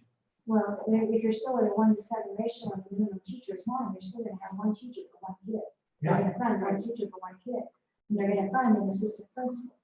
Here's the thing, but if we don't explain that to people, they'll say, here's the scary thing to me. I don't think the model's gonna come out that really hurts us, the new model. I think that we could live with that, with Picus and Odd and everything I've seen in the preliminary. But that article you sent out was pretty interesting. I thought that was very clear. I copies sent that out, and I need to use that. I said I would, I forgot. But my concern, and I've talked to Sally, and this may not happen because of the legal challenges and the legislature's too scared that they're going to get sued again or whatever. I don't know what they're going to do. But one of the things in there I noticed is, well, let's say here's the model. We have enough money to fund 85% of it. That's what you can do. Then it would be pretty drastic, the cuts. Now, Sally doesn't. Everybody got 10% now. Yeah. But it would be pretty drastic for each district to figure out in those cuts, is what I'm saying. So I don't know if that's really a possibility. I know that's what some would like to do in the legislature, and that may be what they decide they have to do. I don't know. But so that's the scenario that concerned, probably the most concerning. And it was mentioned in that article, I think, where you just cut some, you just gotta fund so much percent. Anyway. So we'll see. I don't know. There's a long way to go. So I was not too upset yet. Don't panic. And the timeline, I think of course, the legislature comes in at what, January or February? I was thinking that's one of the dates. So when are they going to pass the budget, and when will we know? March. And so personnel decisions, some are made before then. Some teachers, as far as that goes, are made April 15th. Is that the deadline we have to notify anybody? Yeah, we looked at it. I think it's April 15th. That's why we do it at the March meeting. So, because sometimes the April meetings after that, if you have to not have as many teachers or not hire, we just make personnel decisions. So, just some things to keep in mind about. We just don't know enough yet to know whether I do think we're going to have to look at cuts statewide, probably every district. Yeah, I think the people that want to bury their heads and talk about the court cases saying that we're never going to be cut. That seems naive compared to what the rest of the states have to do. Well, then what they're going to probably do, and the defense against that is if they cut every district the same, then it's equitable. I think the part of the whole court cases in the past was equitable, and then this adequate definition, which nobody's really defined. What is adequate education? You can argue that. And one thing to Joe's point about the clear communication of some of the things, if we start having to think about cuts and we get community input, parents from Saratoga, they sometimes like people in Canada, there's only 4 kids and they got a teacher, and Hannah's got this. And people, it's easy to start pointing fingers at other schools or everybody thinks everybody should get cuts. Yeah, they want the cuts to affect everybody else. Yeah. So just for us to be conscious about that. And I think this district, at least since I've been here, is really worked hard to keep things as equitable as possible among all of our schools, which are pretty different. A lot of their makeup and numbers and stuff. But you'll always hear, and I've heard this, and y'all have all heard this on the board, somebody wants to talk about another school about how, well, they only have this many in the class, and we have this many. And you hear that, but I mean, the reality is our communities are different. But I think we've done as good a job, I think, pretty close to as good as we can do to keep them pretty equitable all across. And we have open enrollment, right? They can always take their kids. well, as we discussed in the previous conversation, we don't have a room at the Saratoga Elementary to add any more students, to bring them from another school. We just don't have the room. So, that's not even part of the discussion. Well, and to be honest, they didn't build an elementary with extra rooms either. It's new, but it doesn't have a lot of extra space in it. So, and then of course this whole COVID, that's a whole other thing. Hopefully we won't be worried about that next year as far as spacing and all that goes. But that's a whole other piece of it for this year. But I do think we need to listen to the next recalibration. I do think we need, I think our process may need, like Joe said, need to look a little different this year than just pretty much having the same budget each year, but not having really cut. And so we'll come up with some ideas on process. Correction, the general session convenes January 12th. And I was thinking, this is the long, one. I think the short one's February. January 12th is when it convenes. So I will continue to send information out to these meetings and all, and Sally collects a lot too, so it goes out. Continue this discussion, but time will tell us, as time passes, we'll know more and more. Any more discussion?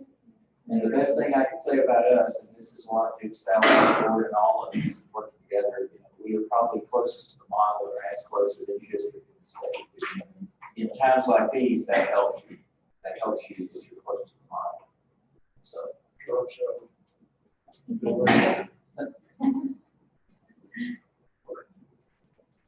Any other discussion? Any comments? All right, I will adjourn the work session. Thanks, guys. You bet.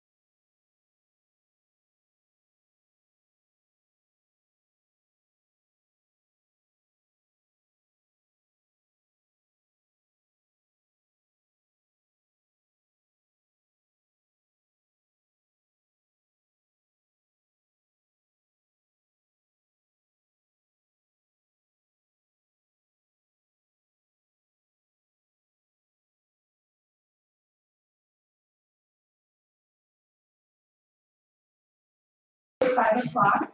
Good evening and welcome to our Carbon County School District Number 2 Board of Trustees regularly scheduled meeting to order. My name is Kathy Westring. I'll be running the meeting. First up on our agenda is the Pledge of Allegiance. Mr. Leach, would you do that for the pledge? I pledge allegiance to the flag of the United States of America and to the republic for which it stands, one nation, under God, indivisible, with liberty and justice for all.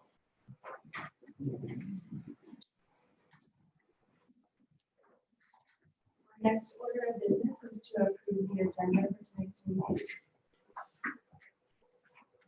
It's recommended that we approve the agenda. Second. There's a motion and there's been a motion and it's been seconded. Is there any discussion? All those in favor? Aye. Did want to make note of the change of time of our meetings. The meetings will now be at 5 p.m. And they will be here at central office for at least through the end of the year.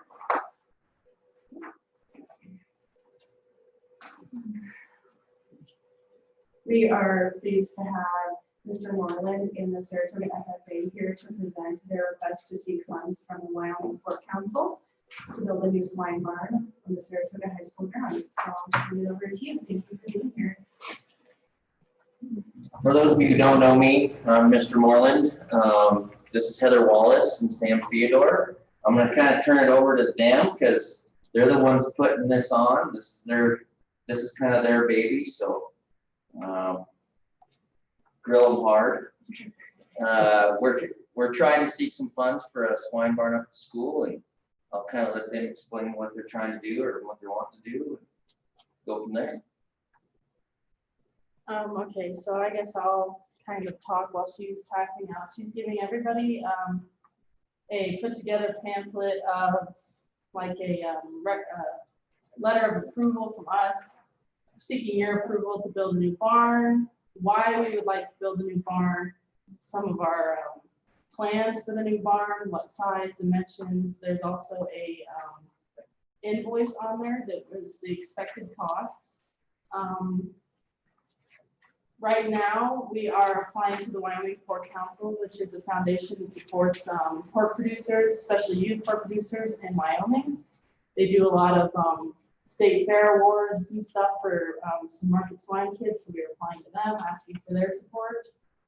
They're pretty positive when we emailed them about funds, that they would be willing to help us. We don't know. I don't think we've gotten anything back from them yet. So,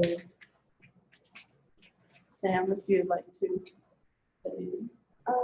So our main objective is just to build a better quality barn for kids who want to raise livestock in Saratoga. Agriculture is a big part of FFA, and we think that if we can have better facilities for kids in town, it would make the organization just a little bit bigger or more active. Yeah, so I don't know how many of you have been behind the school. That pig shed out there, it's just it's worn out. It was kind of poorly built from the beginning. So we want something that is sheltered better, has better pens, maybe something that can support animals through the winter.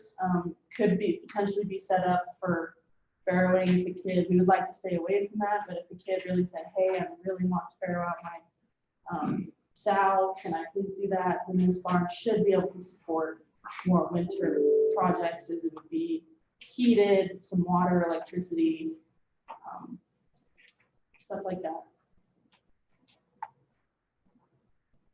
Thank you. So what's your plan moving forward? Like, how do you expect this project to go?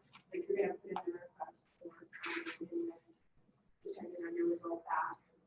Yes, so what we're doing is we're seeking your approval, so if you guys go ahead and say, yes, you can do this, we're gonna go to the city council. And we're gonna get the correct, to make sure it's correctly zoned, get approval from them to put electricity in.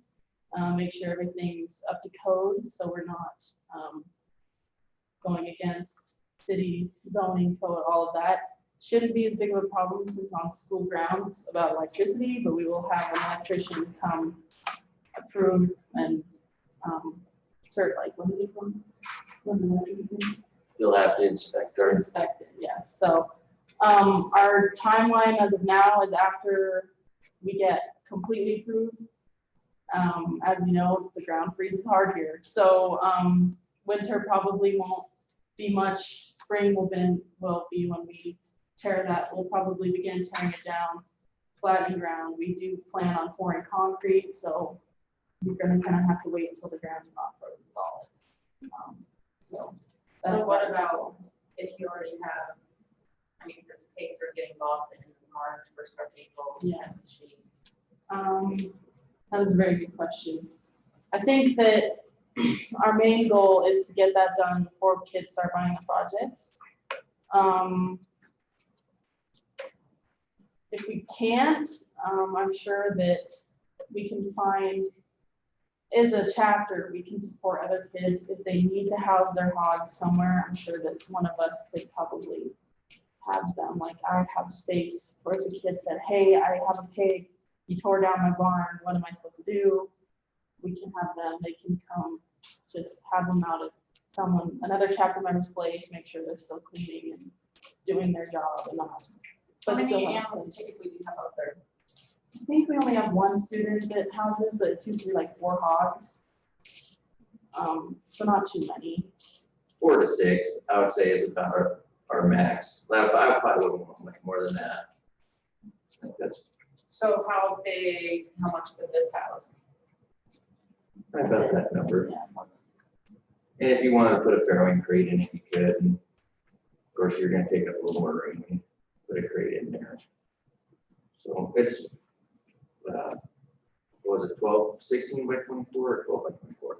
12 by 24. So you're wanting 3 stalls, basically. How much were you planning to ask for me for? They told us to make a Christmas list, so we didn't really specify how much we wanted. We said, here's what we think it's gonna cost. If you can give us a big chunk of that money, awesome. If not, we'll work with what we get. We are willing to make maybe a smaller barn if we can't get the funding. But they kind of just said, reach for the sky, because they haven't had a lot of kids come forward and ask for funding. So they're pretty are willing to support us. And Sam and I have talked, what are we gonna do if we don't get enough funding? We would really like to not get funding from the school itself. We want to do this kind of on our own.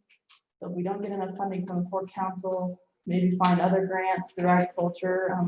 I've found a few other grants, and then a lot of chapter fundraising. So we could maybe raise half a pig and auction it off or raffle it off, or half a steer or something like that to make up that difference. Along with that, most of our expenses would be through steel and concrete. So if we could just cover those, we could find means to get the wood and electrician and all that type of stuff. But the main cost would be steel and concrete, which wouldn't be that hard to cover with the grant. And one problem we are running into is COVID-19 is impacting lumber industry. Our forest is on fire right now. Lumber's up, but we have talked about going out and cutting lumber ourselves. Our tech shop has a saw, so we could cut our own, mill, so we could cut our own 2x4s or 2x6 or whatever we needed. So you're looking just primarily for money to cover the materials and the rest of it, volunteer labor to build it. Yes. Our chapter, I know that we have like 5 students in one ag class that will for sure be working on it every day. And I'm sure if we have ag mechanics kids that are just kind of walking around doing nothing, we'll put them to work too. So we don't plan on hiring anyone to do it. I think that we can mainly get it done on our own. Hiring anyone would just be like an inspection from the electrician. This is mostly, building it would be a learning experience for a lot of us too, and we're gonna utilize that if we can. Well, I think that's a great idea to use a school, the kids to build something like that. Yeah, and then Principal Johnson, have you signed off on this concept? Yeah, they came to me earlier this week and I kind of drilled them with some questions to begin with. And I think it's a great project. You know, you get to put in real life skills, and I think that's, so I give them my approval. That's why I sent them to you. Also, you know, if you're having a hard time getting money, and it is tied to the school, but there's also rent board grants out there available as well. However, we already missed this fiscal year and won't start again until June 30th. yeah, I mean, we have quite a bit of funding in our FFA account now. Again, we'd like to kind of leave that untouched because that's for national, state, or state fair, stuff like that. But if we did have to dig into that a little bit, we could, and then make that back with maybe a grant next year or something. Yeah, and as you mentioned, so Lane, what's the deal if they want to get this, they're looking at the big one, to raise a pig, sell it, they'll pay for this, and sell it, can they do that, to move against that, or? So currently with Carbon County Fair, the FFA, there is a Carbon County FFA alumni. So every year a lamb gets sold through the Carbon County Fair. The funds from that lamb, the Carbon County FFA alumni distribute. I am currently in charge of that. The funds there are used for projects such as this. However, I need to sit down with, that's not just my money to spend, obviously. So that goes to all the chapters within the county. If we were to use it for this, it's certain that the funds from there are certainly, it's certainly possible to use funds from there for this. If we need to, we just have to sit down as an alumni and figure that out. Once this is built, you guys have a plan for maintenance on it or upkeep on the building? So if there are FFA members inside the building, they will be required to clean the barn and whatever their hog makes a mess of, and make sure that the barn is upkept. But if there are no hogs in there, it'd probably just be the FFA members, since it is their barn. I would say that there should be something we put together, like a yearly check-in, check-out type deal, like check-in, this is what the barn looks like. If you check out, you ripped up an outlet, that's out of your pocket. So I mean, this organization is about responsibility and leadership, and it's your responsibility to keep things that you take pride in nice. So if we build this, and hopefully I would think that other kids would take pride that we kind of did this on our own and keep it nice. And then if, like she said, if nobody's using pigs in there, again, it's a check up, make sure your wiring is all right, clean, not just leaves and spiders and skulls. So we'll keep it nice, keep it clean. I would think that, I mean, kids are pretty good about barns and stuff. What I've seen, they've been pretty good about keeping it clean, organized and stuff, so. Thank you, ladies. Yeah, thank you guys. Yeah, you did a great job. One thing I think they wanted to mention as well, we would like to bring power and water from the current boiler room. That's because of the building would be next to the boiler room there, so we have power and water available right there, which would be a school cost if we were using that from there. We wanted to make sure that that would be okay, that water and electric use would be able to, or would we have to put in our own water meter and electric meter? That was a concern of ours that we wanted to run by you and see what you guys thought with that. Currently, that's where water and electricity comes from via a hose and an extension cord. So, but, you know, it's kind of a informal thing, and if we hardwired that in, that would be an added cost, possibly to the school. But the installation cost is something you would cover, you're just Yes. talking about for the use of the water and Mhm. electricity. So It sounds monthly, like we're currently- monthly bills. I think. And one thing that we ran over with Principal Johnson is if you wanted funding from the FFA for monthly water and electricity bills, we would maybe do like a $5 stall fee per month. That's, You don't charge anything currently. no. But if You you don't say, charge anything in the fairgrounds, and those kids use that, Yeah, do they? they have a stall fee. They do. The state fair they do, but county fair, No, I mean like the kids that use that throughout the year to put their pigs in. Yeah, I believe there is. heard I that think there for the, was a- yeah, for the like Rollins FFA chapter, if they keep their animals there through the spring, they have to pay a fee. Just like if you bring in horses, if you're staying in the rodeo, you have to pay a fee. And even at county fair, we have to pay trailer space fees. So if you were really against us stealing electricity without funding, we could do, you know, a stall fee, not much. Right. I mean, $10 a month, that's better than going and building your own barn or out. Plus most people, like, again, if a kid lives in town and they say, man, I really want to raise a pig, they can't go build a shed out. I think, Backyard. so when Brett did some of his mentor stuff in Cheyenne, they did some of this. I think they made them pay like a deposit, and then they would have to like go out. I think they had cleaning days and stuff like that. And if they didn't show up, like certain times they would take money out of that deposit, you know, so they didn't get that back if they weren't doing what they were supposed to be doing. You know, just something like for you to think about, Yeah. just because then it instills a little bit more responsibility that I'm gonna lose my deposit Yeah, if I don't do what I'm supposed to do. I don't know, just something for it to think about. no, that's definitely a good point, because as much as I love to have faith in other students, because when I build the barn, I'm like, oh yeah. But you know, sometimes things get in the way, and as a kid's like, I'm tired, I don't want to go clean the pig barn.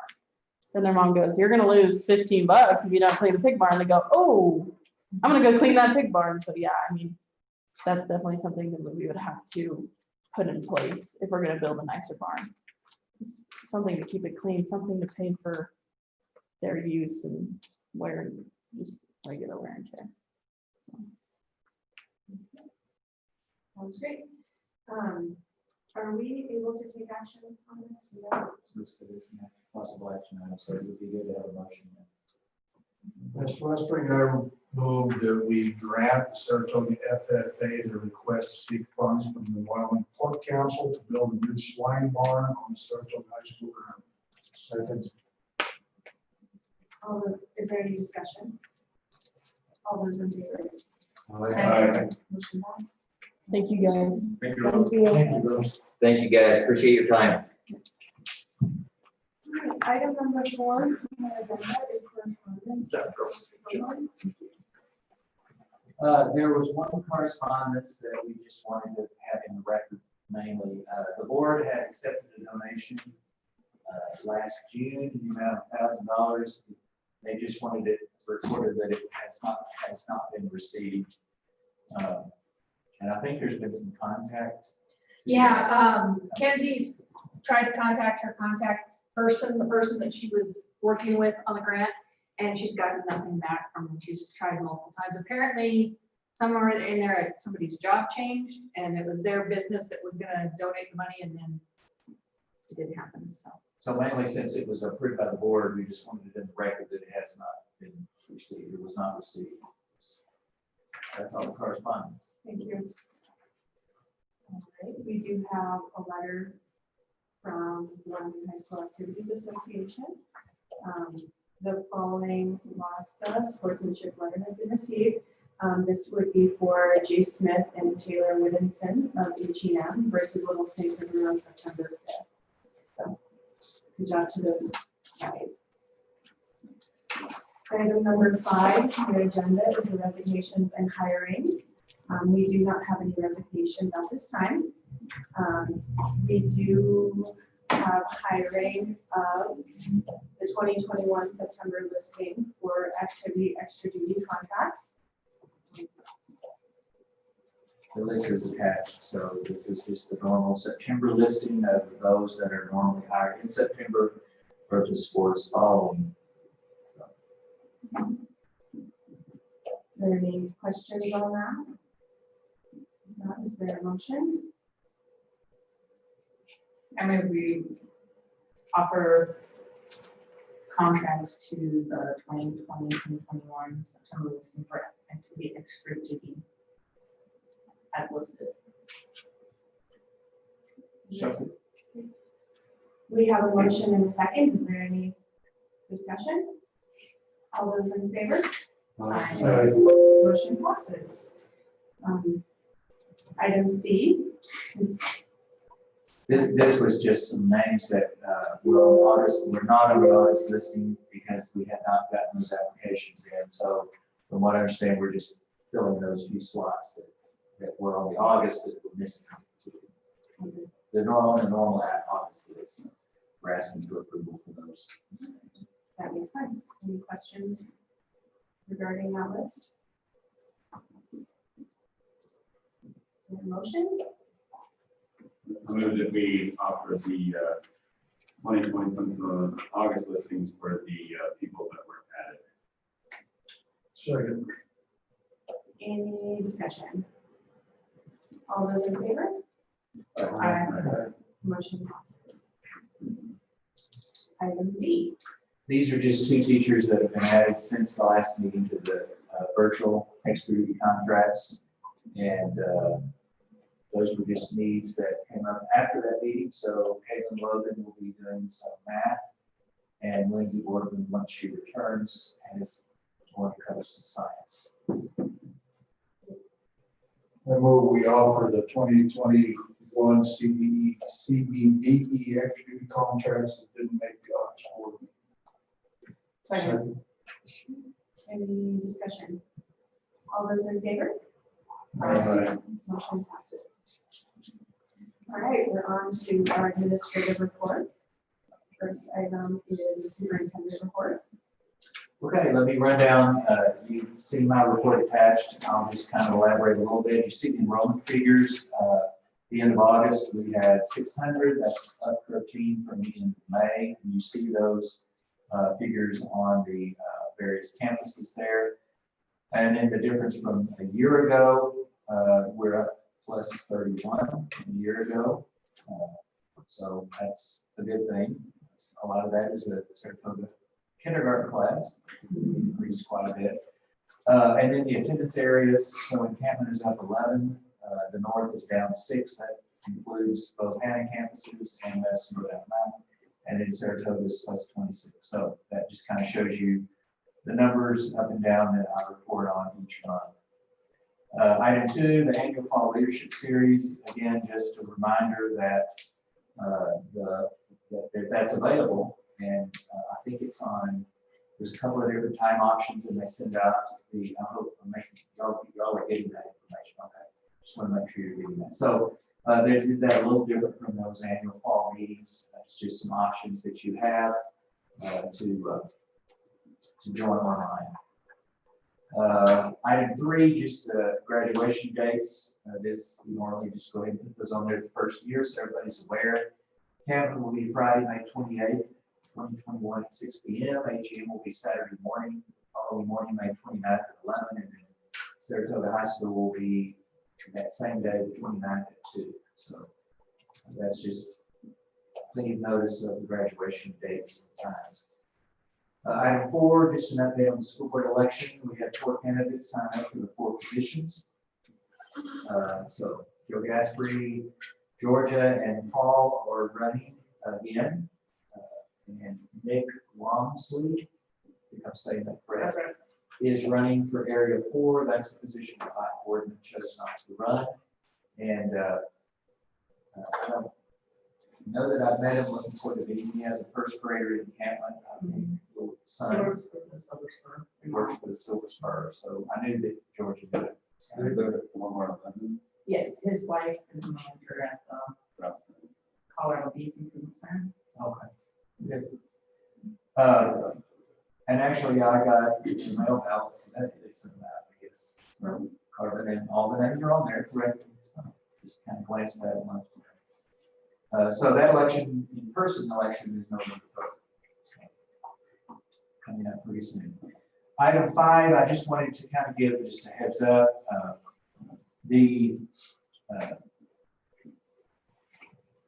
noticed that when we had the application for the early graduate of HEM, which we will consider a little later on in the meeting, that there was some wording that needed to just be revised because it had terms like midterm graduation, and that really didn't apply necessarily to all early graduation requests. It did not apply to this particular one. And what's the other one? There was one other little minor wording. It just said January. It's in January, so we just took the month off. So now it applies to just early graduation requests. So that's an exhibit. It doesn't take board action. I'm just kind of informing you that we've updated that so it fits future requests. I think the last one, I think we've only had one request in the years I've been here, and that was actually a midterm, so we didn't notice it didn't apply or needed to be revised somewhat. Item 6, this is a policy that will be coming up maybe next month, I said, but the state has changed the enrollment birthday deadlines for kindergarten.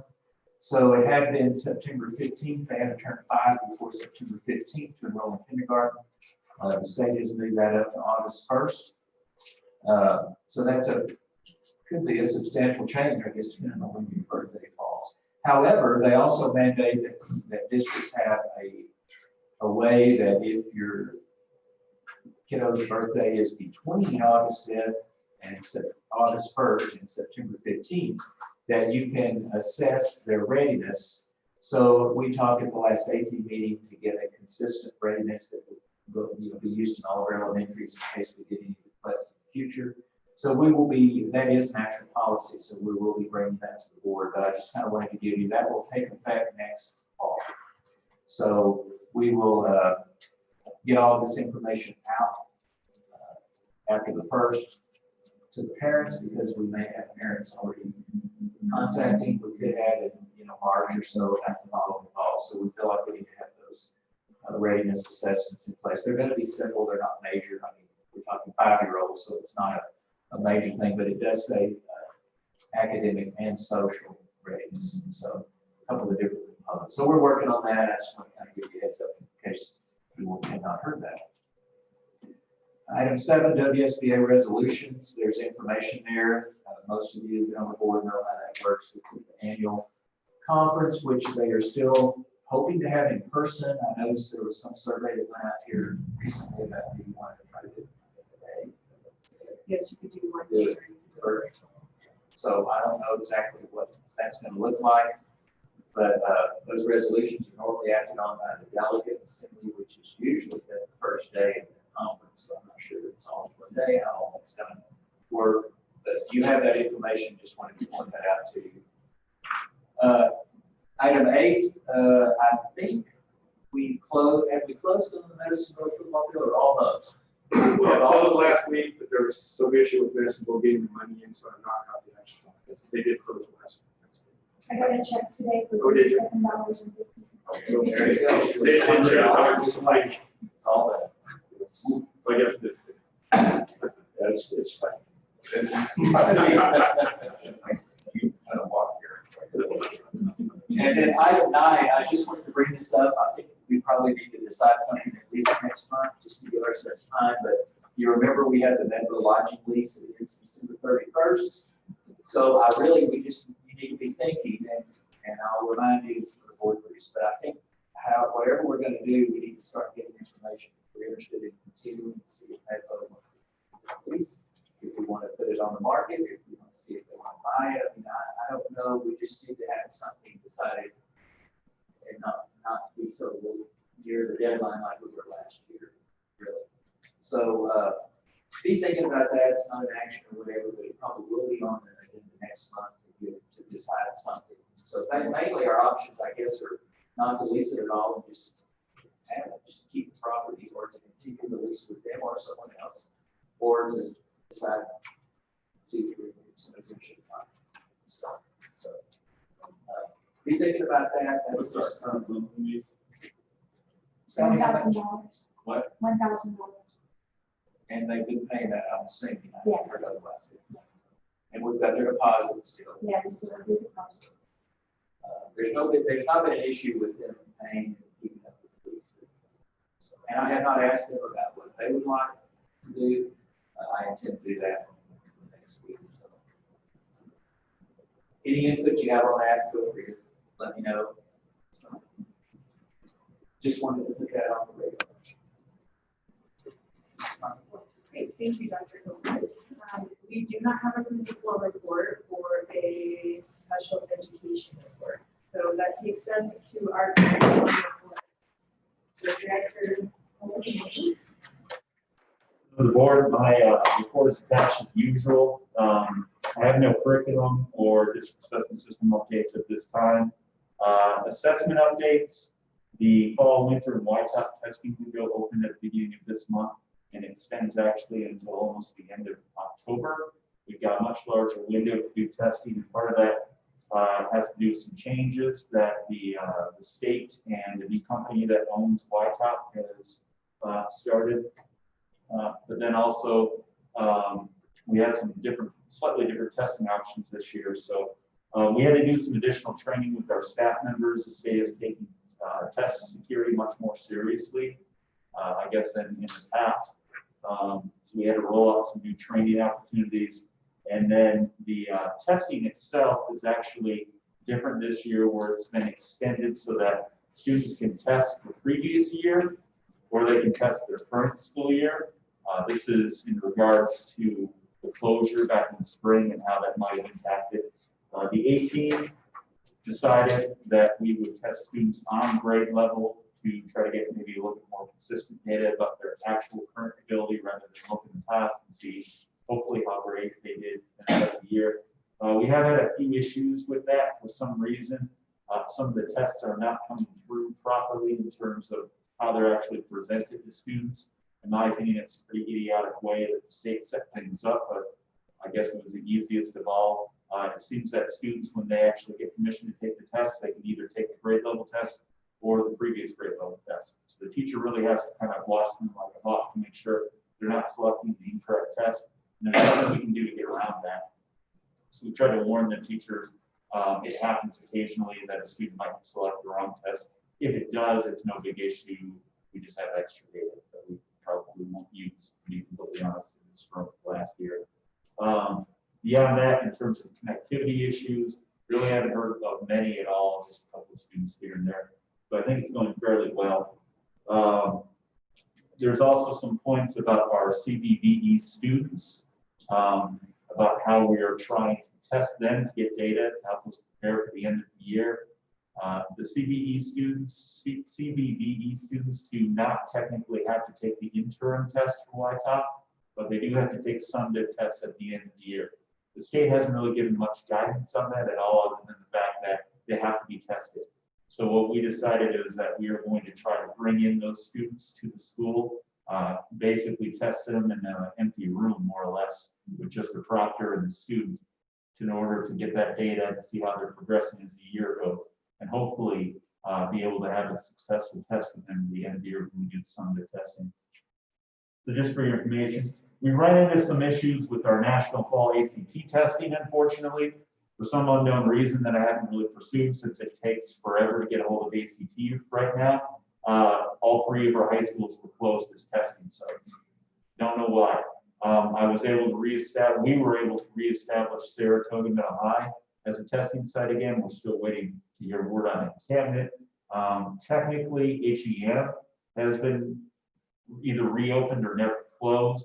We had some difficulties with that kind of last minute resignation, and now trying to put Travis Ward back into the position of being the test coordinator for the building. I think we have that almost all finished up by now, but it's too late to actually successfully test ACT students at HEM or in encampment. So Amy Johnston has been very gracious, and she's extended the amount of kids that they can test at SMHS. We're setting up rooms for the separate schools That way we can test kids at least in our area rather than send them to Rollins, I guess would be the next closest testing center. Obviously, I think we all think it's a bad idea considering the times. Hopefully, after we get through this fall testing period, we'll have both the other schools open again and we won't have to worry about this issue. But we at least have one active testing site in that district, which I think is good news. Other work, I mentioned before in previous report, I just recently finished up some SCED coding, the review of all of our secondary courses. So what that is, again, it's all of our courses in secondary grades have a 5-digit code that our state and then other states across the country use to identify what is that class specifically teaching. So I volunteered us right before the pandemic started to take part in a pilot program with the state to try to revamp those codes and make sure that they're accurate. Haven't heard much more from the state, which has been kind of nice at this point because there's so many other things going on, but I've been trying to do it in the background just in case, because the changes will come eventually. So I've gone through all those, made my changes based on my knowledge. Now really I just have to go with, meet with staff and make sure that what I've chosen is correct in their opinions. Because to some degree, I think it's very important to have their input as well as the counselors. Eventually we'll turn that into the state and then we'll see what the next steps are beyond that. Planning professional development for our next district in service day on October 2nd. We have training set up for all of our elementary teachers to use M-class literacy tools to help with any interventions struggling ELA students. This is going to align with the new K-3 literacy report that the state is now asking, and that's tied into statute 213401. So it's specifically that we have to meet 85% literacy grade level with all of our students K-3 by the end of the school year. It was supposed to be due for the first time at the end of last year. All this happened. They pushed it back to this fall, actually. Part of it relies on Y-top testing data, so it's still kind of up in the air what that's going to look like. But I'd like to say, at least on our end, we're doing what we should be doing to make sure that we're trying to meet those goals that the state's asking us to meet. 85% is pretty steep, to be completely honest. We're going to do what we have to do. If we don't meet 85% for each grade level of each school, we're going to have to create a corrective action plan. So just be on the lookout for that eventually. The last time we did a report to see how students were doing, we had no individuals that were up to 85%. But we also did that report back in January after the winter interims. Or I'm sorry, no, after some M-class testing, so it might have been a little bit later than January. But we didn't have the final piece. We didn't have any of the benchmark tests at the end of the year. We didn't have Y-top summative testing. So it didn't look good. It looked promising that students were working their way up. We had some groups that were in the 80 percentile, but unfortunately, we just don't really know exactly how last year would have ended because we never got that data that we really needed. So hoping for the best for this coming year. And then other things, just been working with CBB teachers, various topics, trying to arrange individual professional development, really big music orders that if Pam Schroeder was here, she'd probably scream because it's incredibly difficult to order things from companies right now. But hopefully we've got that all resolved. We've got a bunch of musical instruments that a lot of music teachers would like to use to try to adapt to everything that's going on or just enhance the program. So, and then just starting on some accreditation pieces with Dr. Copeland, some reports for the state, including our final transcripts that we need to submit for last year's seniors. And then just other various fall state reports I haven't started yet, but I know are coming. Any questions for Mr. Manning? Thank you. Thank you. Is there any public comment? Okay. There is no unfinished business at this time. Under new business, you consider early graduation request from HEM student. Dr. Copeland. Well, you have kind of the information there. We had a student at HEM that is in a little bit of a unique situation, and he wrote a letter, and I'll just read it. I'm writing to you to request early graduation. Currently, I'm in the 11th grade and I'm taking 12th grade required classes on English 12 and government economics. Right now, I have a 91 in government and 100 in English 12. I am also in English 11 at 100%. I will pass all my classes and I will be eligible credit-wise to graduate in May of 2021. One of my reasons requesting early graduation is that my father is always on the road working and my twin sister is going to be graduating this year. If I don't graduate, I feel like I would probably decide to drop out and get my GED and start working instead of graduating. My second reason I'd like to graduate is because I'm 17, almost 18, and would like to get this small part of my life over with and be able to start working. After graduation, I would like to start working with the Union Pacific Railroad, or another option would be going to Wildtech and going through decent mechanics program. I would not be doing this alone. I'm going to try and apply for the both REACT services to get that extra help on financial aid and other job training needs that I may need. Thank you for taking the time to read my letter and considering my request. So this is a young man that has a twin sister that at some point in back in time, I think it was around 8th grade or so, that their parents, he repeated a grade. But he sounds like he's caught up and is willing to take the extra work. He's actually going to a 0 hour to make sure he gets all his credits done. It sounds like his grades are fine. Stephen and Mr. Ward are recommending that. So based on their recommendation of knowing the situation and reading and looking into it, I would also recommend that we allow him to graduate in May. On the early graduation request form, IAF-E, it says he will have completed his 24 credits by May 28, 2020. I assume that means 2021. Sorry. Just clarify that. You know, real quick, there's a lot more to a high school education in the books, and I really, I don't like the idea of the kid missing part of that. It almost get the feeling like, well, if we don't allow him to do this, he's going to drop out anyways. And I'm embarrassed to say I don't know this kid, and I almost wonder if, without having Steve or Travis here, if we could table this till next month, where they could be here to explain a little bit more about this kid. Stephen on Zoom. Stephen is on Zoom. He said, Okay. He's in a class, so I don't know if he could respond, but Okay. I'm assuming he might unmute himself if he can in the next few seconds. Okay.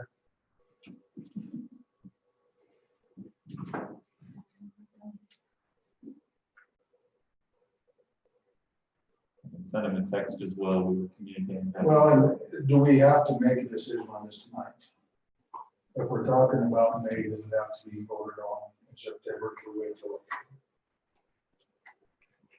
I mean, I don't think this would have to be done before next month. I don't, do you see any reason no curriculum wise? No. One thing I don't like Paul said, and it's red, I'm gonna drop out, you know. Yeah. But I mean, I get what they're saying, and you've got the credits, but I don't like somebody saying, well, do this or else. This is sometimes what a person gets when kids repeat grades. That's why there's a lot of research that are not big on repeating grades, especially as they get older. It sounds like for whatever reason, the parents decided to back at some point.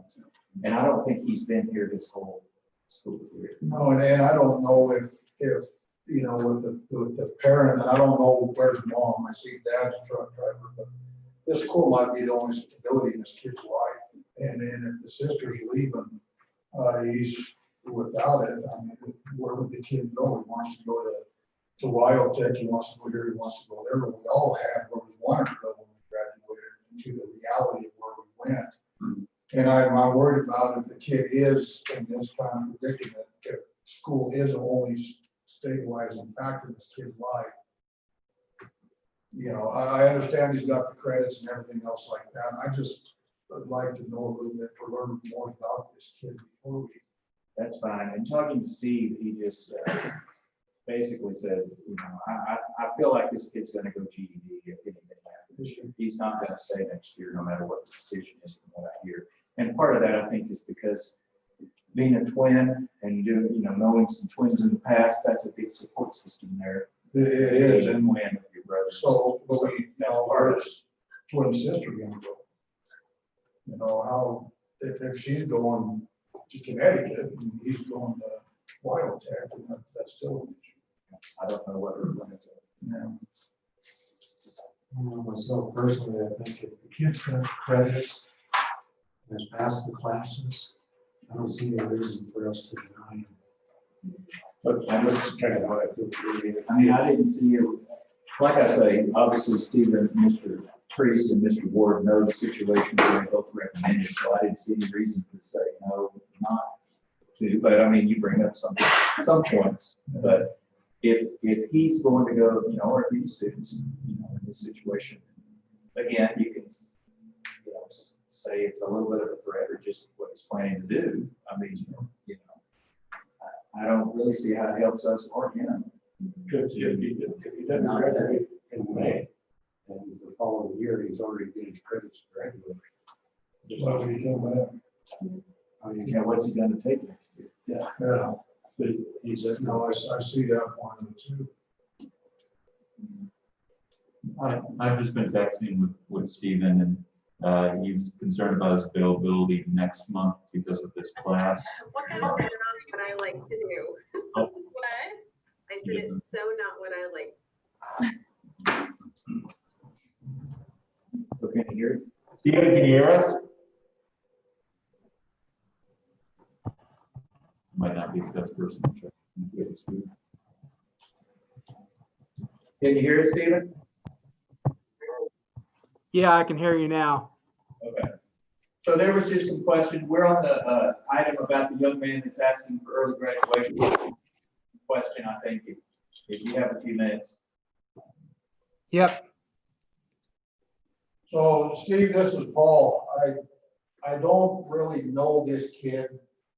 He's talking when his sister leaves. If we don't allow him to graduate early, he's just gonna drop out and get a GED anyway.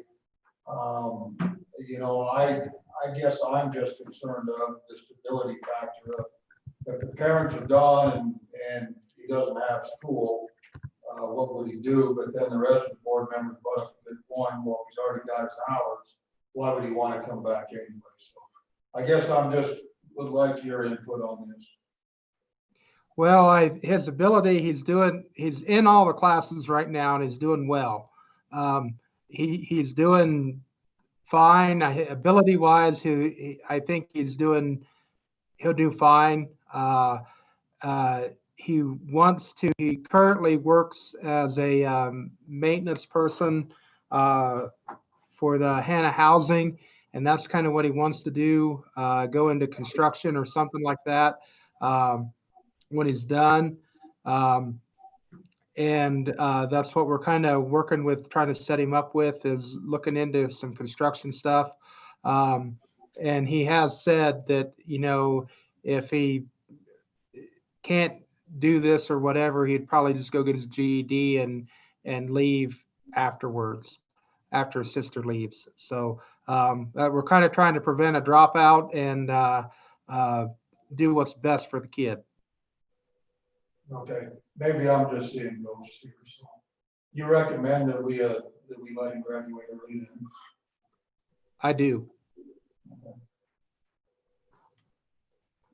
Okay, thanks, Steve. Not a problem. Any other questions, Mr. Priest? Any other discussion?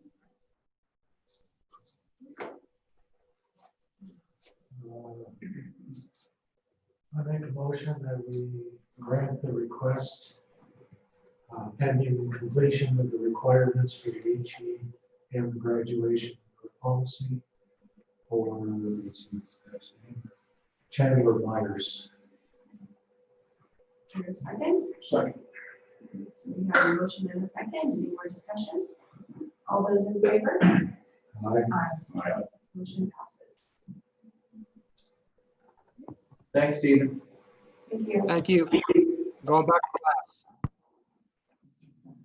Item 10, consent agenda. We passed the consent agenda. Second. Any discussion? All those in favor? Aye. Motion passes.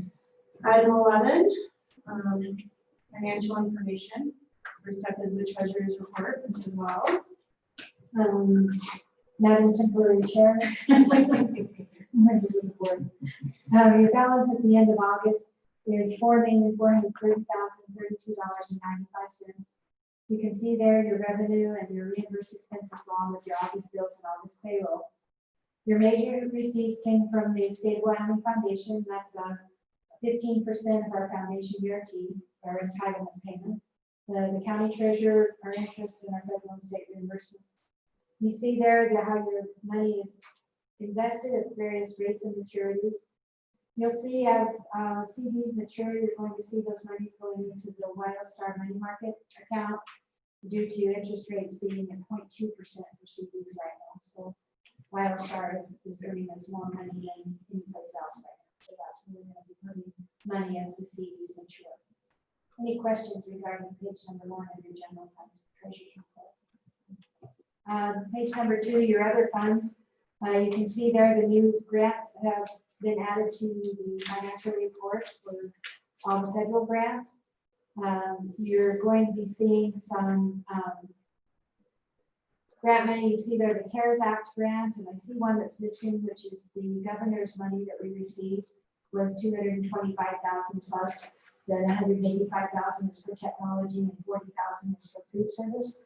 And I didn't notice that when I put this together, but I'll have her add that to let you know what the balances are in it. We're spending it for the Chromebooks 1-to-1 at the schools and technology, and so you'll see it be there and be gone in the technology piece. You see the comparison between August of 19 and August of 2020 payroll. The scholarship accounts and their balances. There were new scholarships issued during the month of August. You see your employee benefit fund, your major maintenance fund, the capital construction fund, the depreciation reserve fund, the lunch fund, the Cameron activity fund, the Hannah activity fund, the Saratoga activity fund, and then there you also see your Midway lodging deposit account also listed there. Any questions regarding your other funds from the general fund? Did you have any questions regarding the summaries of revenue and expenditures that you received with your bills? Yes. That concludes my report. Great, thank you. Next up is consideration of bills. Madam Temporary Chair. Okay, the Bills Committee met with Mrs. Wells, and she answered all our questions to our satisfaction. And I make the following motion that we pay these bills. The general fund, $189,012.70. Federal fund, $17,353.75. Major maintenance fund, $11,557.28. Hot lunch fund, $40,077.10. The Cameron activity account, $15,930.31. HEMHS activity account, $94.95. Saratoga Schools activity account, $5,766.95, for a grand total of $279,793.04. Second. Any discussion? All those in favor? Aye. Motion passes. Thank you. Next month on the October Bill Committee will be Gaspery, George, and Sewell.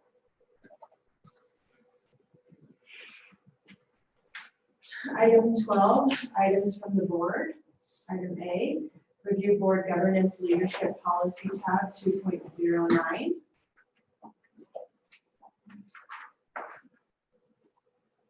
This is titled Labor Relations.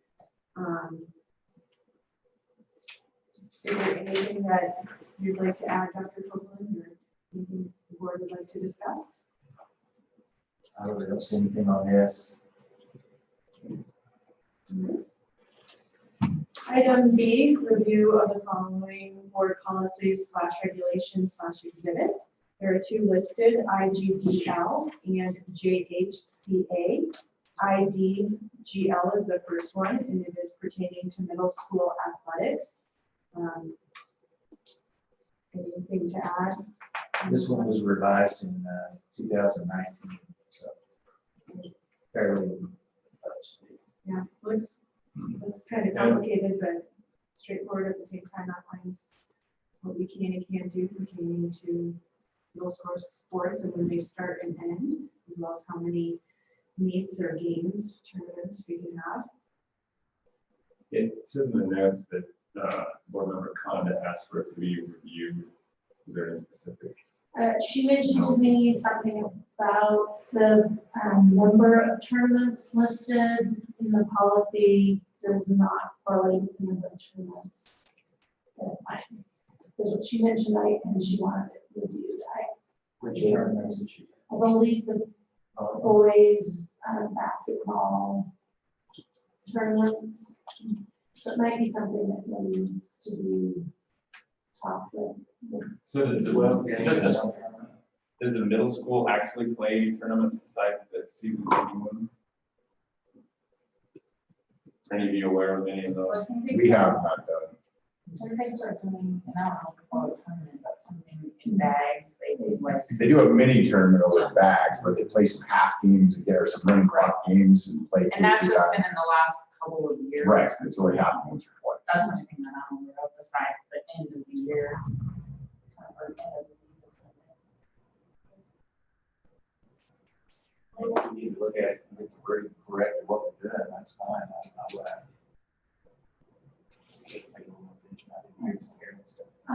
And without her here, it's hard to know if she was thinking about the high school now that we play so many tournaments, or she was very specific thinking about that.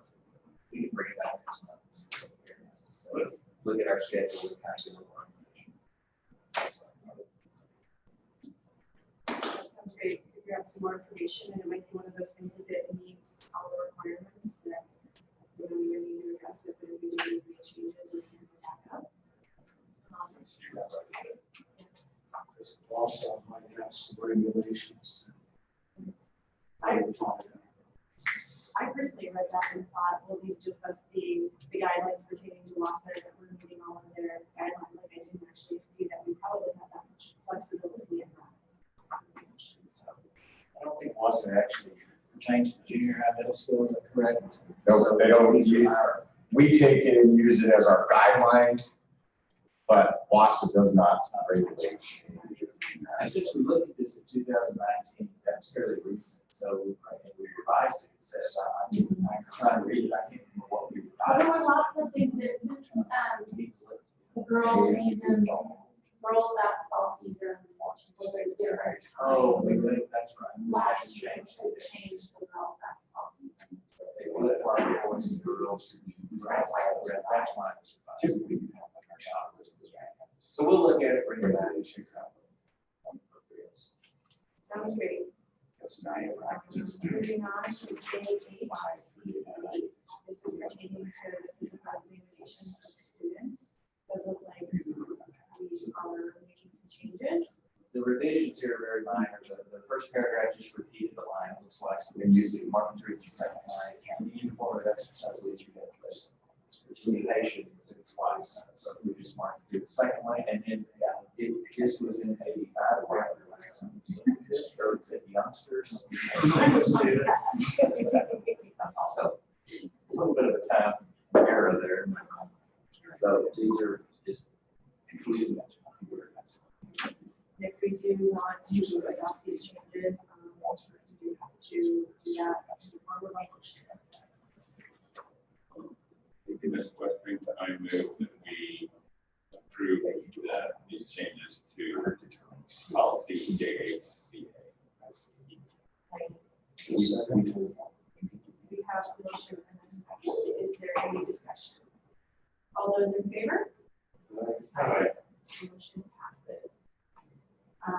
Region 5 BOCES report. Do you have an update? Well, I had notes, but I don't have them with me, and it's been a month, so I can't remember. No, there wasn't. I know they changed the name of the new day school in Glenrock, but I can't remember. Thank you. Item D, appointing a voting delegate to the WSBA, which is the Wyoming School Board Association Assembly in November. Last year, Joe Gaspery was the delegate. Is that something you would be open to continuing? I assume you do, and maybe somebody else wants to do that. What's so funny? Did I say hey? I wasn't looking, I was just, we're just cracking jokes. All right. And do we need a motion for that, or we just appoint Joe? Thank you for doing that, Joe. All right, board member comments. I'm not a serving down there. Laughing at me. Charlie, would you like to go first? So, I'd like to thank the staff and their own work and the things that you have to go through to keep school running as smoothly as we could this year, getting started again. The new hires and the new education coming in. Thank you. Thanks to the board, the other board members. You know, there's a lot more to being a board member than just saying you're a board member. So a lot of you guys go above and beyond, and I appreciate that. Thank you. On top of what Charlie said, I'd like to congratulate the administration and the staff for a successful start to the school year. And Noel, I want to thank you for all your informative reports. Thank you. I appreciate that. Dr. Copeland, thank you for making the board job much easier than it has been in the past. And Sally, I'd also like to congratulate you on your leadership and for the good financial condition that the district is in. And I'd also like to finish by saying we are in challenging times. And we need to look at this as an opportunity rather than, you know, a begrudging way. To be a positive influence in the changes that are coming to the education of our children. Wow, look at all that. That's why we're glad that you're running again. We like to serve you.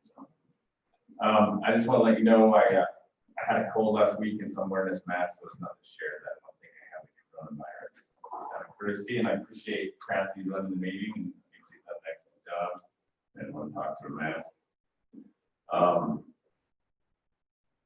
So thankful for the teachers and the janitors, and the bus drivers, and the school people that have allowed my kids to go back to school this last month.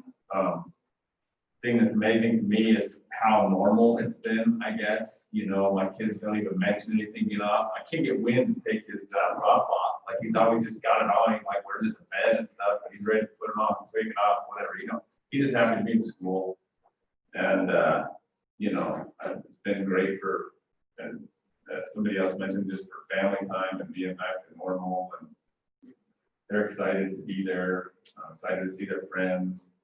They seem still mostly excited about the bus and recess, but I think they are happy to be back in the subjects. So just, I think, hopefully I certainly appreciate school more than I did my children. All activities are well underway and all of our athletes are doing great. Looks like in some tough competitions. Again, obviously we can't go without making comments about the whole COVID thing, but when you're out and about and around other people and you listen to what other school districts are having to go through, we are so fortunate to be where we are. I know the mask issue was a huge thing at the start and whatever. I'm thankful that they don't have to wear them very much because most other places they're having to wear them all day long, every day. So just, you know, kudos to all of our staff and everyone, as hard as everyone's worked to get our kids as normal as possible, and they don't have to deal with that. So, it's easy to complain, but really, we're pretty fortunate. Ditto's on all the COVID thing. I'm gonna beat my usual drum about the bus drivers. Winter's almost upon us. Well, we've already had a bout with it a couple weeks ago. I spent a couple hours stuck in rattlesnake. That's a shortcut to Elk Mountain. So be conscious of that. Also, I want to huge call out to Hannah, to HEM schools for the fire. I mean, we were a breath away from losing the whole town. Not only did we have support from the school being able to be used, but we also had a lot of people that took in some, for lack of better terms, refugees from Hannah. And then also, we had faculty out in the parking lot at 6 o'clock in the morning cooking breakfast. So a huge call out to those guys. Sports team's been doing very well. The COVID thing, thank you for everything. George is exactly right. We're very blessed. There's a lot of districts that just wish they could be like this. I just wanted to thank Bridge Street Bargains. There was a donation for like $2,700 and just seemed to see their name quite a bit in donations. So just thank them. Thank you to Saratoga Elementary School and Tammy for our snacks. I want to thank Saratoga FFA for being here. I'm just again thankful that school's in session and that we're able to operate in the manner that we are. Yeah, it's nice to, a month in that my kids aren't complaining about going to school. They're still pretty happy about it. So that's great. So all I have.